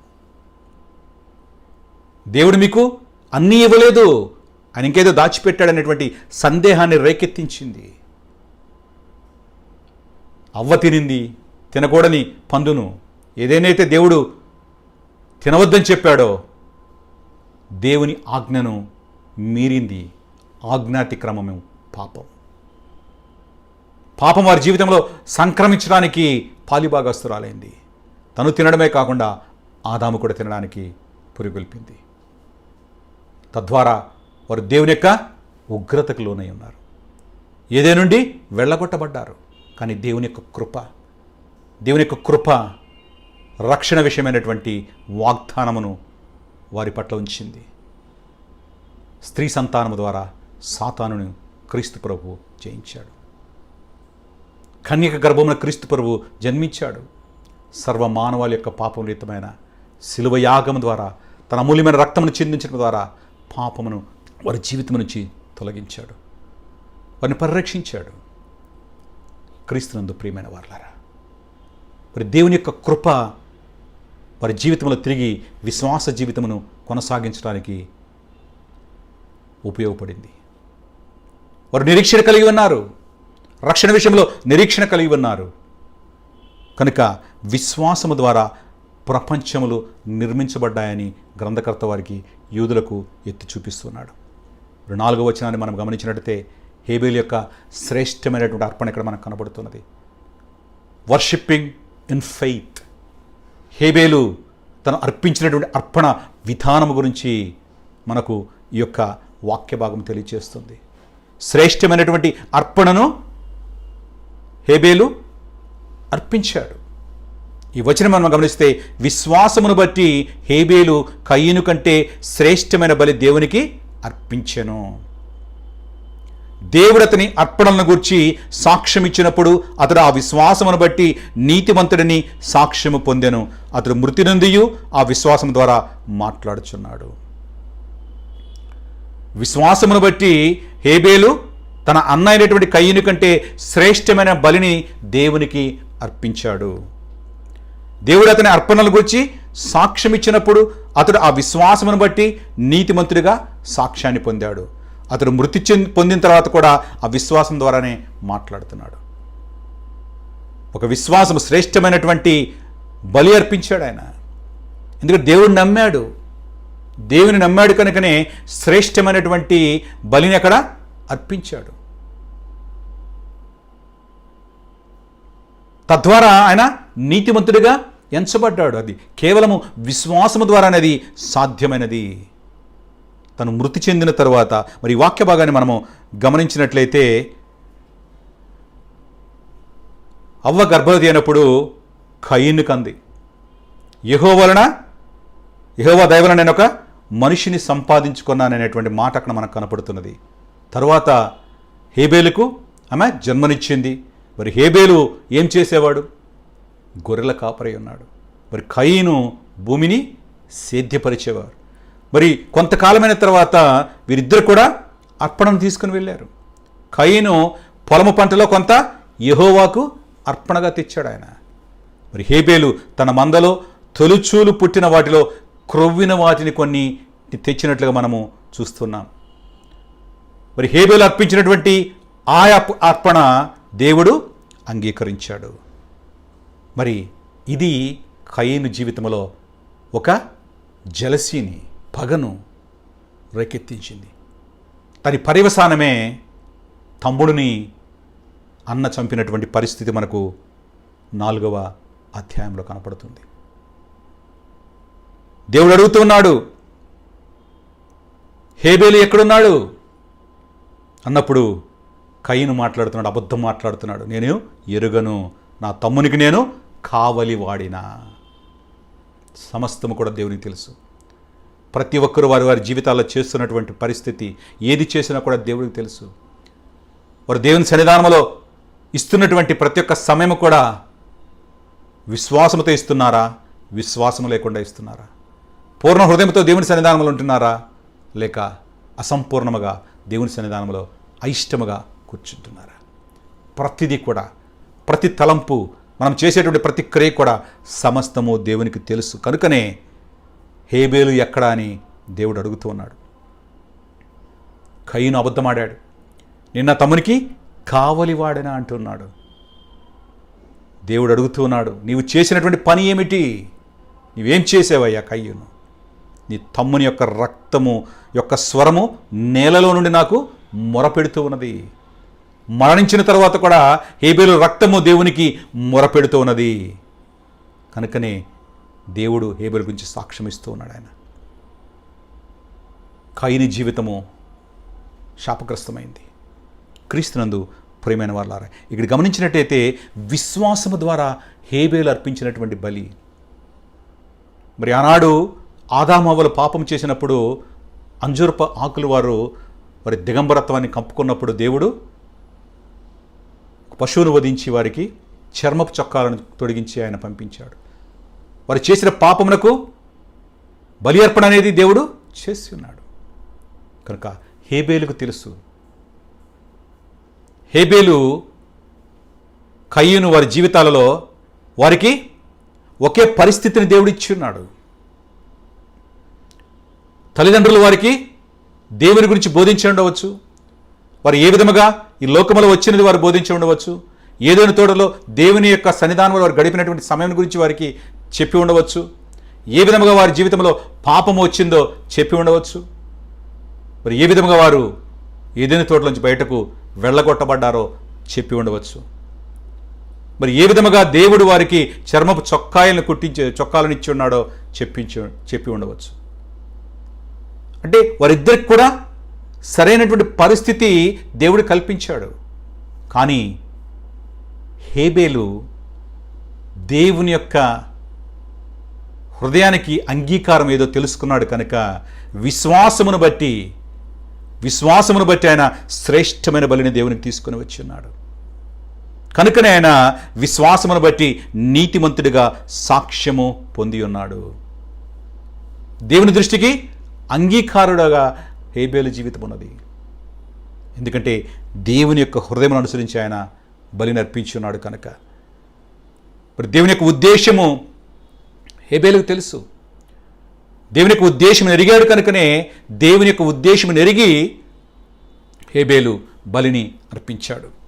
కానీ కయీను తన జీవితంలో తన ఉద్దేశమును బట్టి అర్పణను అర్పించాడు. తన ఉద్దేశమును బట్టి కయీను అర్పించాడు. మరి కయీను జీవితంలో చూసినట్లయితే కయీనుది స్వనీతి. తన ఉద్దేశపూర్వకముగా దేవుని సన్నిధానంకి వెళ్ళాడు, అర్పించాడు. దేవుని ఉద్దేశాన్ని గ్రహించలేకపోయాడు. కనుక కయీను జీవితంలో స్వనీతిని మనము గ్రహించగలము. మరి హేబేలుది విశ్వాసము. ఏది తన పాపమును పరిహరిస్తుందో హేబేలుకు తెలుసు. దేవుడు నమ్మాడు. దేవుడు తన పాపమును తీసివేయగలడని నమ్మాడు. తన పాపమును గుర్తించగలిగాడు. దేవుని ఉద్దేశమును తన అర్పణ ద్వారా నెరవేర్చాడు. కనుకనే హేబేలుది విశ్వాసము. దేవుని మాటనందు విశ్వాసం ఉంచాడు, దేవుని యందు విశ్వాసం ఉంచాడు. కనుకనే నీతిమంతుడిగా హేబేలు ఉన్నాడు. హేబేలు జీవితంలో విశ్వాసం అనేది మనకు కనపడుతుంది. 1 యోహాను పత్రిక 3వ అధ్యాయము 12వ వచనం మనం గమనించితే, మనము కయీను వంటి వారమై ఉండరాదు. వాడు దుష్టుని సంబంధి అయి తన సహోదరుని చంపెను. వాడు అతన్ని ఎందుకు చంపెను? తన క్రియలు చెడ్డవియు తన సహోదరుని క్రియలు నీతి గలవినై ఉండని కనుకనే కదా. ఎందుకు చంపాడు? ఇద్దరికి ఒకటే పరిస్థితి ఇవ్వబడింది. కానీ దేవుడు ఎప్పుడైతే హేబేలు యొక్క అర్పణను అంగీకరించాడో కయీను జీవితంలో ఒక జలసి అనేది, అసూయ అనేది ప్రారంభమైంది. కోపం అనేది ఉన్నది. తద్వారా తమ్ముని యొక్క జీవితాన్ని బలి తీసుకున్నాడు. కనుక మనము కూడా మన జీవితంలో ఇటువంటి శరీర కార్యములను విడిచిపెట్టేటువంటి అనుభవం ఉండాలి. వాడు దుష్టుని సంబంధించిన వాడు కనుక తన సహోదరుని చంపాడు. ఎందుకు చంపాడంటే తన క్రియలు చెడ్డవి కనుక, తన సహోదరుడి క్రియలు నీతి గలవి కనుక, ఆ డిఫరెన్షియేషన్ అనేది ఉన్నది కనుకనే తమ్ముని చంపడానికి ఆ యొక్క పాపం అనేది పొరుగొల్పింది. కనుక మన జీవితం కూడా నీతి కలిగినది ఉండాలంటే దేవుని యొక్క మాట యందు విశ్వాసం మనకు కలిగి ఉండాలి. నీతిమంతుడు విశ్వాసమూలముగా జీవించును. ఆ విశ్వాసం అనేది దేవుని మాట ద్వారా మన జీవితంలో ఉంటుంది. మరి హేబేలు క్రీస్తు ప్రభువుకు సాదృశ్యముగా ఉన్నాడు. కయీను లోకమునకు చెందినవాడైతే హేబేలు క్రీస్తు ప్రభువుకు సాదృశ్యంగా ఉన్నాడు. ఎందుకంటే లోకము క్రీస్తు ప్రభువును సిలువకు అప్పగించింది. సిలువలో బలి అర్పణ కావించడానికి అర్పించింది. క్రీస్తునందు ప్రియమైన వారలారా, ఈ విధముగా కయీను హేబేలును మీద పడి చంపాడో ఈ లోకము కూడా, లోకములో ఉన్న యూదా జనాంగము ఇశ్రాయేలీలు క్రీస్తును సిలువకు అప్పగించారు. క్రీస్తునందు ప్రియమైన వారలారా, ఏ విధముగా హేబేలు రక్తము దేవునికి మొరపెట్టిందో క్రీస్తు రక్తము కూడా మన జీవితంలో ఉన్న పాపాన్ని ప్రక్షాళన చేసి దేవుని సన్నిధానాన్ని కుడివైపున కూర్చుండి మన నిమిత్తమైన విజ్ఞాపనం చేస్తూనే ఉన్నాడు. దేవుడు మనల్ని చూసినప్పుడు క్రీస్తు ద్వారా మనల్ని చూస్తాడు ఆయన. ఎందుకంటే మనందరం కూడా క్రీస్తునందు విశ్వాసము ద్వారా దేవుని కృపచేత రక్షణ పొంది ఉన్నాము. దేవుడు మనల్ని చూడు, క్రీస్తు ద్వారా మనల్ని చూస్తాడు. మనలో ఉన్న క్రీస్తు మాటను చూస్తాడు ఆయన. క్రీస్తును మనలో ఆయన చూస్తాడు కనుకనే మనము పాపము నుంచి పరిహారము పొందుకొని ఉన్నాం. కేవలం ఇది విశ్వాసము ద్వారానే సాధ్యము. రక్షణ అనేది విశ్వాసము ద్వారానే సాధ్యమై ఉన్నది. రెండవ విశ్వాస వీరుని జీవితం చూసినట్లయితే హానోకు యొక్క నడత, వాకింగ్ ఇన్ ఫెయిత్. హేబేలు వర్షిపింగ్ ఇన్ ఫెయిత్ అయితే హానోకు వాకింగ్ ఇన్ ఫెయిత్. మరి ఈ జీవితాన్ని మనం గమనించినట్లయితే హెబ్రీ పత్రిక 5వ అధ్యాయంలో మనం గమనించినట్లయితే విశ్వాసమును బట్టి హానోకు మరణము చూడకుండానట్లు కొనిపోబడెను. అతడు కొనిపోబడక మునుపు దేవునికి ఇష్టుడై ఉండనని సాక్ష్యము పొందెను. కాగా దేవుడు అతన్ని కొనిపోయాను గనుక అతడు కనుపడలేదు. విశ్వాసమును బట్టే హానోకు మరణం అనేది చూడకుండా కొనిపోబడ్డాడు. దేవుని సన్నిధానానికి మనం వెళ్ళినట్లుగా ఈ యొక్క వాక్యం మనకు మాట్లాడుతుంది. అతడు కొనిపోబడక మునుపు దేవునికి ఇష్టుడై ఉన్నాడు ఆయన. మొట్టమొదటిగా ఆయన దేవుని నమ్మాడు. రెండవది దేవునికి ఇష్టుడుగా ఉన్నాడు. తద్వారా దేవునికి ఇష్టుడిగా ఉండడం ద్వారా ఆయన సాక్ష్యాన్ని పొందుకున్నాడు. దేవునికి ఇష్టమైన వాడుగా ఉన్నాడు కనుకనే దేవుని యొద్ద నుండి సాక్ష్యాన్ని ఆయన పొందుకొని ఉన్నాడు. కనుకనే దేవుడు అతని కొనిపోయాను, కనుక అతడు కనపడలేదు. ఇది కేవలము విశ్వాసము ద్వారా హానోకు జీవితంలో సాధ్యమైంది. హానోకు మన జీవితంలో మాట్లాడుతున్నాడు ఈ వాక్య భాగం ద్వారా. ఏ విధంగా ఆయన దేవుణ్ణి ప్లీజ్ చేశాడో, దేవుని సన్నిధానంలో ఆయన అంగీకారం పాత్రుడిగా ఉన్నాడో ఆయన జీవితం ద్వారా మనతో మాట్లాడుతున్నాడు. ఆయన విశ్వాసమును బట్టి మరణము చూడకుండా కొనిపోబడ్డాడు. మరి ఏ విధంగా ఆయన విశ్వాసమును పొందుకున్నాడు, ఎప్పుడు పొందుకున్నాడు మనం గమనించినట్లయితే 5వ అధ్యాయంలో మనకు కనపడుతుంది 18 నుంచి. హానోకు ఏరేదు కుమారుడు. మరి హానోకు ఎప్పుడు పుట్టాడంటే ఏరేదుకు 162 ఏండ్లు వచ్చినప్పుడు హానోకుని కన్నట్లుగా మనం దేవుని యొక్క వాక్యంలో చూస్తున్నాం. మరి హానోకు 65 ఏండ్లు బ్రతికి మెతుషలాను కన్నాడు. ఆయన మెతుషలాను కనిన తరువాత వాక్య భాగంలో స్పష్టంగా వ్రాయబడినది, హానోకు మెతుషలాను కనిన తరువాత 300 ఏండ్లు దేవునితో నడుచుచు. 300 ఏండ్లు దేవునితో నడిచాడు. మెతుషల పుట్టిన తర్వాత he got revolution from God. దేవుని బలమైన విశ్వాసమును పొందుకొని ఉన్నాడు ఆయన. దేవుని యందు నమ్మిక ఉంచాడు. 300 సంవత్సరములు ఎటువంటి ఆటంకము లేకుండా దేవునితో నడిచినటువంటి అనుభవము హానోకు జీవితంలో మనకు కనపడుతుంది. ఆయన మొత్తం జీవిత దినాలు 365 ఏండ్లు. 365 ఏండ్లు. హానోకు దేవునితో నడిచిన తర్వాత దేవుడు అతన్ని తీసుకొని పోయిన కనుక అతడు లేకపోయాను. క్రీస్తునందు ప్రియమైన వారలారా, 300 సంవత్సరములు దేవునితో నడిచాడు. దేవుని మాటలను వింటూ ఉన్నాడు. దేవునితో సహవాసం చేసి ఉన్నాడు. మాట చొప్పున జీవించినటువంటి అనుభవము హానోకు జీవితంలో మనకు కనపడుతున్నది. యోధా పత్రికలో హానోకు గురించి ప్రస్తావన మనము చూడగలం. ఆదాము మొదలుకొని 7వ వాడైన హానోకు కూడా వీరిని గూర్చి ప్రవచించి ఇట్లనెను, ఇదిగో అందరికీ తీర్పు తీర్చుటకు వారిలో భక్తిహీనులందరూ భక్తిహీనంగా చేసిన వారి భక్తిహీన క్రియలన్నింటిని గూర్చి, భక్తిహీనుల పాపులు తమకు విరోధముగా చెప్పిన కఠినమైన మాటల గూర్చి వారిని ఒప్పించుటకును ప్రభు తన 1000 పరిశుద్ధుల పరివారంతో వచ్చును. ఈ యొక్క యూదా పత్రిక 14-15 వచనాల ద్వారా మనం గ్రహించేది ఏంటంటే, యూదా పత్రికలో ప్రస్తావించబడినట్టు హానోకు ఆయన ప్రీచ్ చేశాడు.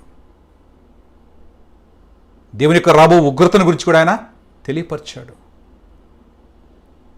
మరి మన జీవితంలో కూడా మనం చూసినట్టయితే మనము కూడా ఎత్తబడే అనుభవంలో ఉండాలంటే, సంఘము ఎత్తబడాలంటే దేవుని యొక్క వాక్యము ఉన్నదున్నట్లుగా ప్రచురము చేసేటువంటి స్థితిలో ప్రతి క్రైస్తవ బిడ్డ ఉండాలి. ప్రతి క్రైస్తవుడు కూడా బోధకుడే. ఒక చిన్న బిడ్డ పుట్టినప్పుడు తల్లి ఒడిలో ఆ బిడ్డ నేర్చుకునే మాటలు దేవుని మాటలు, తద్వారా తల్లి బోధిస్తూ ఉన్నది. తల్లి ఒడి మొట్టమొదటి బడిగా ఉంటున్నది. దేవుని యొక్క వాక్యములను, దేవుని పాటలను పాడటం ద్వారా ఆ చిన్న బిడ్డ మధ్యలో దేవుని యొక్క మాటలను నాటుతూ ఉంది తల్లి. తల్లి కూడా ఒక బోధకురాలే. ఎదిగే సమయంలో తండ్రి కూడా బోధిస్తాడు. కుటుంబ ప్రార్థన సమయంలో తండ్రి కూడా బోధిస్తాడు. తల్లి బోధిస్తుంది. కనుక ప్రతి ఒక్కరూ కేవలము బోధకులే కాదు, సంఘములో పులిపీట్ నుంచి బోధించేటువంటి బోధకులే కాదు, ప్రతి ఒక్కరు కూడా క్రైస్తవ విశ్వాస జీవితంలో కొనసాగుతున్న ప్రతి ఒక్కరు కూడా బోధకులే. కనుక మనము దేవుని మాటను సరిగా అర్థం చేసుకోవాలి.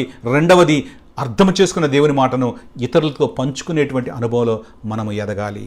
ఎప్పుడైతే ఆ విధంగా మనం ఎదుగుతామో మన విశ్వాస జీవితం బలపడుతుంది. మన జీవితంలో విశ్వాసము పరిపూర్ణంగా ఉంటుంది. దినము తర్వాత దినము విశ్వాసం అనేది మన జీవితంలో పెరుగుతూ ఉంటుంది. మరి ఈ వాక్య భాగాన్ని బట్టి హానోకు కూడా ప్రవచించి ఇట్లా అన్నాడు. ఆయన ప్రీచ్ చేసినట్టుగా మనము గ్రహించగలము. ఎందుకంటే అప్పుడు లోకము భ్రష్టత్వంతో నిండిపోయింది. విశ్వాసమును కాపాడుకునేటువంటి పరిస్థితి చాలా కష్టముగా ఉన్నటువంటి పరిస్థితులు ఆ కాలంలో. కనుకనే దేవుడు లోకమును నాశనం చేయబోతున్నాడని బయలుపరిచాడు. ఎందుకంటే దేవునికి వ్యతిరేకంగా మానవులు జీవిస్తున్నటువంటి పరిస్థితి. అప్పుడు పరిస్థితుల్లో వారి యొక్క విశ్వాస జీవితమును కాపాడుకోవడానికి కష్టతరమైనటువంటి పరిస్థితులు ఆ కాలంలో ఉన్నాయి. రాబోతున్న తీర్పు గురించి తెలియపరిచాడు. ఈ ప్రీచ్డ్. క్రీస్తునందు ప్రియమైన వారలారా, మనము కూడా సంఘములో, మన కుటుంబంలో, మన స్నేహితుల మధ్య దేవుని యొక్క వాక్యమును చెప్పేటువంటి అనుభవంలో మనం ఉండాలి. ఎత్తబడే వారి గుంపులో మనం ఉండాలి. అటువంటి విశ్వాస అనుభవం మన జీవితంలో ఉండాలి. బలముగా విశ్వాసం మన జీవితంలో ఉండాలంటే దేవుని మాటను సరిగా అర్థం చేసుకోవాలి. ఆ మాట చొప్పున జీవించేటువంటి అనుభవంలో మన జీవితం ఉండాలి. 6వ వచనం చూస్తే, విశ్వాసము ద్వారా దేవునికి ఇష్టలుగా మనము ఉంటామని ఈ వాక్యం తెలియజేస్తుంది. ఆ వాక్యం చూసినట్లయితే విశ్వాసము లేకుండా దేవునికి ఇష్టడేమిట అసాధ్యము. It's impossible. విశ్వాసం అనేది లేకుండా దేవునికి మనం ఇష్టడుగా ఉండలేము. స్పష్టముగా దేవుని యొక్క మాట మాట్లాడుతుంది. నువ్వు దేవునికి ఇష్టడుగా ఉండాలంటే నీ జీవితంలో విశ్వాసం అనేది తప్పనిసరిగా ఉండాలి. మరి దేవుని యొద్దకు వచ్చేవాడు ఆయన ఉన్నాడనియు తన్ను వెదుకు వారికి ఫలము దయచేవాడనియు నమ్మవలనే కదా. మరి దేవుని యొద్దకు వస్తున్నప్పుడు దేవుని నువ్వు నమ్మాలి. మొట్టమొదట ఆయన ఉన్నాడని నమ్మాలి. ఆయన తనను వెతికే వారికి ఫలమును దయచేస్తాడని నమ్మవలని కదా. నమ్మకం అనేది లేకుండా నువ్వు దేవుని యొద్దకు వచ్చి అడిగితే దాని వలన ఫలము శూన్యము. మొట్టమొదటి నువ్వు నమ్మాలి. ఆయన ఫలము దయచేస్తాడని నీవు తెలుసుకుంటావు కనుకనే తెలుసుకొని ఆయన సన్నిధానికి వచ్చి అడిగినప్పుడు ఆయన ఫలమును అనుగ్రహిస్తాడు. మరి విశ్వాసం అనేది లేకుండా నీవు దేవునికి ఇష్టడుగా ఉండలేవు. అది అసాధ్యమని గ్రంథకర్త హెబ్రీ పాఠకులను ఉద్దేశించి తెలియచేస్తూ ఉన్నాడు. మరి 7వ వచనాన్ని మనం గమనిస్తే ఒబేయింగ్ ఇన్ ఫెయిత్, నోవహు యొక్క విధేయత మనకు కనపడుతుంది. ఈ వచనాన్ని మనం చూసినట్లయితే విశ్వాసమును బట్టి నోవహు అది వరకు చూడని సంగతులను గురించి దేవుని చేత హెచ్చరింపబడి భయభక్తులు గలవాడై తన ఇంటివారి రక్షణ కొరకు ఒక ఓడను సిద్ధం చేసెను. అందువలన అతడు లోకము మీద నేరస్థాపన చేసి విశ్వాసమును బట్టి కలుగు నీతికి వారసుడాయెను.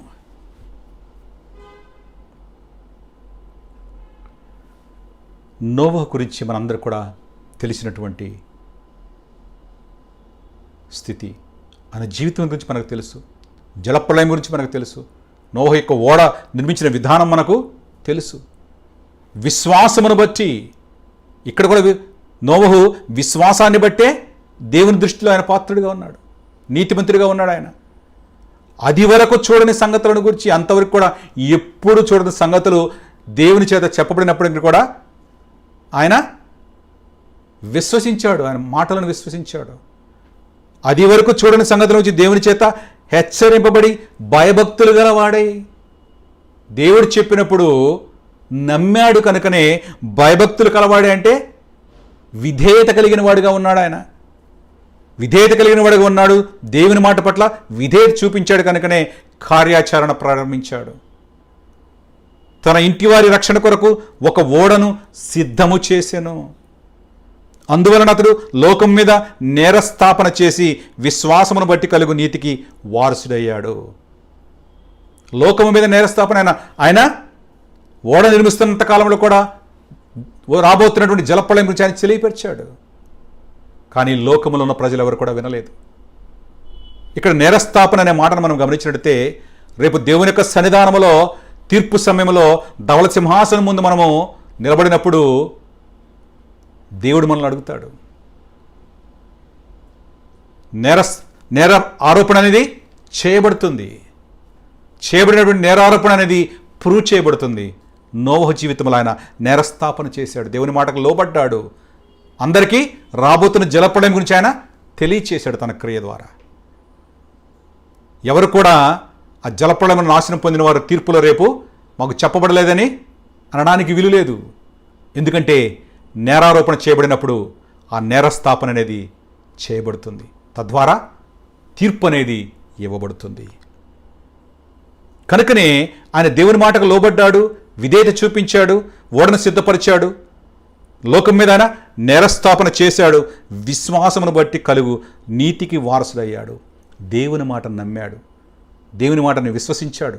కనుకనే ఓడను సిద్ధం చేశాడు, తన కుటుంబాన్ని కాపాడుకున్నాడు. ఈ ప్రాసెస్లో మనం గమనించినట్టయితే నరుల యొక్క చెడ్డుతనం అప్పట్లో చాలా గొప్పది.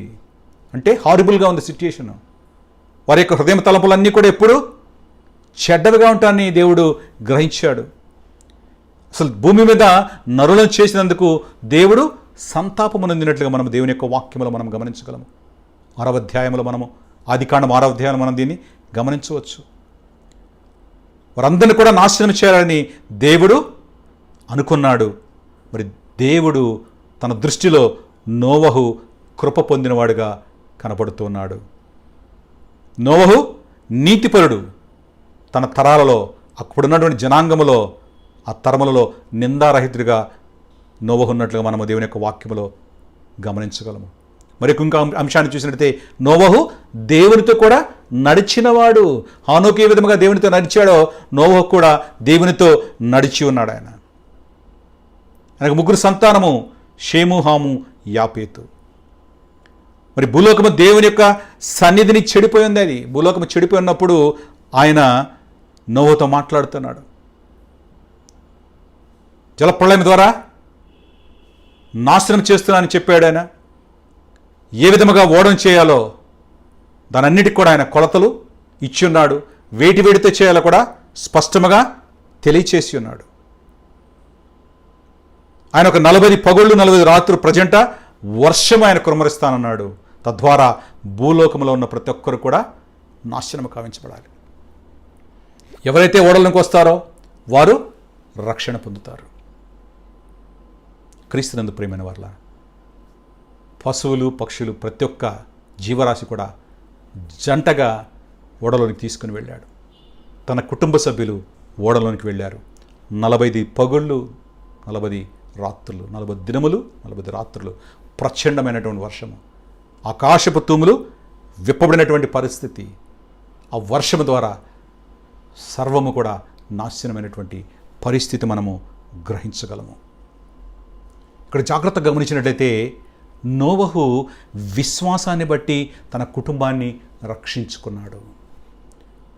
దేవుని మాటను నమ్మాడు ఆయన. దేవుని మాట ఏం చెప్తుందో తన హృదయంలో అంగీకరించాడు పరిపూర్ణముగా. దాన్ని విశ్వసించాడు. ఓడను సిద్ధము చేశాడు. ఆ ఓడలోనికి తన కుటుంబాన్ని తీసుకుని వెళ్ళాడు. తద్వారా తన విశ్వాసమును బట్టే తన కుటుంబాన్ని రక్షించుకున్నాడు. నోవహు విశ్వాసాన్ని బట్టే నీతికి వారసుడు అవ్వగలిగాడు. నీతిమంతుడు విశ్వాసమూలంగా జీవిస్తాడు. విశ్వాసం లేకుండా దేవునికి ఇష్టడుగా ఎవరు ఉండలేరు. కనుక తన విశ్వాస జీవితం ద్వారా దేవునితో ఇష్టడుగా ఉన్నాడు, దేవునితో నడిచాడు, దేవుని దృష్టిలో నిందారహితుడిగా ఉన్నాడు, దేవుని దృష్టిలో కృప పొందినవాడుగా నోవహు ఉంటున్నాడు. నీతిని ప్రకటించినటువంటి నోవహు జీవితం కూడా మనకు కనపడుతుంది. విశ్వాసాన్ని బట్టి ఆయన లోకం పైన నేరస్థాపన చేశాడు. క్రీస్తునందు ప్రియమైన వారలారా, మన జీవితాలలో కూడా గమనిస్తే ప్రస్తుతము దినములు చెడ్డగా ఉంటున్నాయి. మరి దినములుగా చెడ్డగా ఉండే పరిస్థితుల్లో దేవుని మాటలు మనం వింటున్నాం. ఎంతవరకు నిజముగా దేవుని యొక్క మాటను మనం అర్థం చేసుకోగలుగుతున్నాం? ఎంతవరకు నిజంగా దేవుని యొక్క మాటను బట్టి మనం జీవించేటువంటి అనుభవం మనం ఉంటున్నాం? ఆ మాట పట్ల విశ్వాసాన్ని మనము ఉంచగలుగుతున్నాం. ఒక దినమున తీర్పులోనికి ప్రతి ఒక్కరు కూడా తీసుకొని రాబడతారు. నీ విశ్వాసం కలిగినటువంటి క్రైస్తవ జీవితం నువ్వు కలిగి ఉంటే చాలా సంతోషము. ఒకవేళ విశ్వాసం లేకుండా ఉంటే తీర్పు దినమున నువ్వు నేరారోపణ చేయబడతావు, నేరస్థాపన చేయబడుతుంది. తద్వారా తీర్పులోనికి తీసుకుని రాబడి దానికి తగిన మూల్యం అనేది చెల్లించబడుతుంది. కనుక ఇంకను కూడా దేవుని యొక్క మాటను నమ్మకుండా దేవునితో నువ్వు సహవాసం లేకుండా ఉంటే జాగ్రత్త. దేవుని మాటను గ్రహించు, దేవుని మాటను అంగీకరించి విశ్వాసంతో నీ యొక్క విశ్వాసయాత్రను కొనసాగించు. నోహ జీవితం చూస్తే నీటిలో ఓడ సంఘటన మనం గమనిస్తే క్రీస్తు కల్వరి మరణంలో బాప్తిస్ము తీసుకున్నటువంటి చిత్రానికి సాదృశ్యముగా మనకు కనపడుతున్నది. ఆయన బలియాగము ద్వారా మనందరం రక్షణానుభవంలోకి వస్తున్నాం. ఓడలోని వారు ఏ విధంగా రక్షింపబడ్డారో అలాగే క్రీస్తునందున్న వారు కూడా రక్షణ పొందుతారు. అది కేవలము క్రీస్తునందు విశ్వాసం ద్వారా మనము పొందుకోగలం. దేవుని కృప, అది మనం చేసే క్రియల ద్వారా మనము రక్షణ పొందుకోలేము. దేవుని కృప ద్వారా క్రీస్తునందు విశ్వాసం ద్వారా మనము రక్షణ పొందుకుంటాం. మరి ఆ విధముగా దేవుని యొక్క మాటను సరిగా గ్రహించి దేవుని యొక్క మాటను అర్థం చేసుకొని దేవుని యొక్క మాటను నీ హృదయంలో ఉంచుకొని నీ విశ్వాస జీవితమును అభివృద్ధిపరచుకో. ఎప్పుడైతే విశ్వాస జీవితంలో స్థిరంగా నువ్వు నిలబడతావో నీ విశ్వాస యాత్రలో ఎటువంటి శోధన వచ్చినా ఎటువంటి పరీక్ష వచ్చినా నువ్వు ముందుకు వెళ్ళగలుగుతావు. ఆ విధముగా వెళ్ళగలడానికి మీ జీవితంలో దేవుని యొక్క మాట తోడ్పడి ముందుకు నడిపించడానికి పరిశుద్ధాత్మదేవుడు మీకు సహాయం చేయనుగాక. ఈ కొద్ది మాటలు మీరు కూడా దేవుడు ఆశీర్వదించునుగాక. ఆమేన్. ముగింపు ప్రార్థన చేసుకుందాం. కృపగలిగిన తండ్రి, జీవం కలిగిన ప్రభువా, నీకే వెళ్ళలేని స్తుతులు స్తోత్రాలు చెల్లించుకుంటున్నాను తండ్రి. మీ కృపను తండ్రి మా పట్ల మీరు చూపిస్తున్నారు ప్రభువా. ప్రతి విషయంలో తండ్రి ప్రభువా, నీ వాక్యం ద్వారా తండ్రి మమ్మల్ని బలపరుస్తూ హెచ్చరిస్తూ తండ్రి మా జీవిత గమనాన్ని తండ్రి నడిపిస్తున్న దేవా, నీకే వెళ్ళలేని స్తుతులు స్తోత్రాలు చెల్లించుకుంటున్నాను తండ్రి. ఈ ఆరాధనలో తండ్రి పాటల ద్వారా మీరు మహిం పొందినది నీకే స్తోత్రాలు చెల్లించుకుంటున్నాను ప్రభువా. వాక్యం ద్వారా ప్రభా నీ ప్రియబిడలతో ప్రభా మీరు మాట్లాడినారు తండ్రి. వారి విశ్వాసమును తండ్రి బలపరిచిన దేవా నీకే స్తోత్రాలు చెల్లించుకుంటున్నాను తండ్రి. నీ కృపకు తండ్రి పాత్రలుగా తండ్రి ప్రతి ఒక్కరిని మీరు ఉంచినందుకు నీకు స్తోత్రాలు చెల్లించుకుంటున్నాను ప్రభా. మరి ముఖ్యంగా తండ్రి ప్రభా మా జీవితాలలో ప్రభా మీరు చేస్తున్నటువంటి మేలుల నిమిత్తమే నీకే వెళ్ళలేని స్తుతులు స్తోత్రాలు చెల్లించుకుంటున్నాను ప్రభా. ముందున్న జీవితంలో కూడా తండ్రి ప్రభా మా చేయి పట్టి నడిపించండి. ఈ నూతన మాసంలో ప్రభా ప్రతి ఒక్క అవసరతలో తండ్రి ప్రభా మాతో మీరుండమని ప్రార్థిస్తున్నాను తండ్రి. నీకే స్తోత్రాలు. బలమైన విశ్వాసమును తండ్రి కలిగి ఉండడానికి ప్రభా నీ వాక్యం ద్వారా మమ్మల్ని బలపరచమని ప్రార్థిస్తున్నాను తండ్రి. నీకే స్తోత్రాలు. మీ కృపకు తండ్రి పాత్రలుగా తండ్రి మమ్మల్ని మీరు ఉంచమని ప్రార్థిస్తున్నాను అయ్యా. అయ్యా మా సంఘం నిత్యం ప్రార్థిస్తున్నాను తండ్రి. సంఘ సరిహద్దులను తండ్రి మీరు విశాలపరచమని ప్రార్థిస్తున్నాను తండ్రి. మరి సంఘం ప్రభా తండ్రి ఎన్నో దినములుగా తండ్రి ప్రభా తెరవలేని పరిస్థితుల్లో తండ్రి మేము ఉంటుండగా ప్రభా నీ కృప చూపించండి అయ్యా. మరి త్వరలో ప్రభా సంఘము తెరవబడడానికి ప్రభా నీ కృప చూపించమని ప్రార్థిస్తున్నాను తండ్రి. నీకే స్తోత్రాలు. మరి నీ సన్నిధానంలో ప్రభా ప్రత్యక్షముగా తండ్రి ప్రభా మేమందరము చేరి తండ్రి ప్రభా నేను మహింపరచడానికి ప్రభా కావాల్సినటువంటి ప్రభా ఆ సమయం నిమిత్తమే ఎదురు చూస్తున్నాం తండ్రి. ఆ యొక్క సంఘ ద్వారములు తెరవబడడానికి ప్రభా సమయం తండ్రి ప్రభా అనుకూలపరచమని ప్రార్థిస్తున్నాను తండ్రి. నీకే స్తోత్రాలు. మీ కృపలో భద్రపరచండి సంరక్షించమని ప్రార్థిస్తున్నాను తండ్రి. మరి ప్రభా మా సంఘంలో ఉన్న ప్రతి సభ్యుని నిమిత్తం ప్రార్థిస్తున్నాను ప్రభా సంఘంలో ప్రతి సభ్యుని కుటుంబంలో ఉన్న చిన్న బిడ్డల నిమిత్తం ప్రార్థిస్తున్నాను తండ్రి. ప్రతి ఒక్కరిని తండ్రి పేరు పేరు వలసి మీరు ఆశ్రయించమని కోరుచున్నాను ప్రభా. నీకే స్తోత్రాలు చెల్లించుకుంటున్నాను ప్రభా. నీ కృపలో భద్రపరచండి సంరక్షించండి తండ్రి ప్రభా. శరీసనాల నిమిత్తం ప్రార్థిస్తున్నాను తండ్రి. బిడ్డల ప్రభా తండ్రి ప్రభా చిన్నతనం నుంచి ప్రభా నీ యొక్క జ్ఞానములో తండ్రి ఎదుగునట్టు ప్రభా నీ కృప చూపించండి అయ్యా. మరి సంఘంలో ఉన్న ప్రతి కుటుంబంలో ఉన్న చిన్న బిడ్డ కూడా ప్రభా నీ జ్ఞానములో ఎదగడానికి కావాల్సిన ప్రభా కృపను చూపించండి. వారికి తండ్రి నీ మెండైన ఆశీర్వాదములు తండ్రి ప్రభా వారిపై మీరు కుమ్మరించమని ప్రార్థిస్తున్నాను తండ్రి. నీకే స్తోత్రాలు. అదేవిధంగా తండ్రి ప్రభా సంఘంలో తండ్రి ఎంతోమంది ప్రభా తండ్రి అనారోగ్య పరిస్థితుల్లో ఉండి ప్రభా వారందరి నిమిత్తం ప్రార్థిస్తున్నాను తండ్రి. ప్రతి బలహీనతను ప్రభా నజరుడైన యేసుక్రీస్తు నామములో తండ్రి గద్దిస్తున్నాను తండ్రి. మీ కృప చూపించండి. నీ గాయపడిన హస్తముతో తండ్రి బిడ్డలు మీరు ముట్టి ప్రభా పరిపూర్ణమైన స్వస్థత తండ్రి బిడ్డలకు మీరు దాయిచ్చమని కోరుచున్నాను తండ్రి ప్రభా. అదేవిధంగా తండ్రి ఎంతోమంది ప్రభా ప్రస్తుత సమయంలో తండ్రి ఉద్యోగం తండ్రి కోల్పోయి ఉన్న పరిస్థితుల్లో ఉన్నారు ప్రభా. జీతములు కూడా ప్రభా సరిగా అందలేని పరిస్థితుల్లో బిడ్డలు ఉంటున్నారు ప్రభా. మీ కృప చూపించండి అయ్యా. వారికి సహాయం దయచేయమని కోరుచున్నాను ప్రభా. వారికి ఉద్యోగమును దయచేయండి అయ్యా. మరి ఎంతమంది జీతం పొందుకోలేకపోతున్నారు తండ్రి సక్రమంగా వారికి జీతం వచ్చినట్టు ప్రభా నీ కృప చూపించమని ప్రార్థిస్తున్నాను తండ్రి. నీకే స్తోత్రములు స్తుతులు చెల్లించుకుంటున్నాను ప్రభా. నీ కృపకు పాత్రలుగా తండ్రి ప్రతి ఒక్కరిని మీరు ఉంచండి అయ్యా. మరి మా సంఘమును మీరు ఆశ్రయించమని కోరుచు అనేకులకు మాదిరికరమైన సంఘముగా తండ్రి మా సంఘాన్ని తండ్రి కట్టమని కోరుచున్నాను ప్రభా. నీకే స్తోత్రాలు. మీ కృపలో భద్రపరచండి సంరక్షించండి అయ్యా. మరి ఇదిన విత్తన వాక్యం తండ్రి వారి హృదయంలో తండ్రి బలముగా నాటబడినట్లు ప్రభువా వారి విశ్వాస జీవితంను బలపరచమని నీ కృపకు పాత్రలుగా తండ్రి ప్రతి ఒక్కరిని మీరు ఉంచమని కోరుచు మా ప్రభువును నీ ప్రియకుమారుడైన యేసుక్రీస్తు నామములో వేడుకొంచున్నాను తండ్రి. ఆమేన్. పరలోకమందున మా తండ్రి మీ నామం పరిశుద్ధపరచబడును గాక. మీ రాజ్యం వచ్చును గాక. మీ చిత్తం పరలోకమందు నెరవేర్చినట్టు భూమి మీద నెరవేరును గాక. మానదిన ఆహారాన్ని మాకు దయచేయము. వాడు అపరాధం చేసిన వారిని మేము క్షమించిన ప్రకారం మా అపరాధం క్షమించము. మమ్మల్ని శోధన తేక దుష్టుని తప్పించము. రాజ్యము శక్తియు మహిమయు నిరంతరము నీవైనవి తండ్రి. ఆమేన్. మన తండ్రి అయిన దేవుని ప్రేమయు ప్రభువైన యేసుక్రీస్తు కృపయు పరిశుద్ధాత్మ యొక్క అన్యోన్య సహవాసము ఇప్పుడు ఎల్లప్పుడు సదా మీకు తోడైండును గాక. ఆమేన్. దేవుడు మిమ్మును దీవించును గాక. ఆమేన్.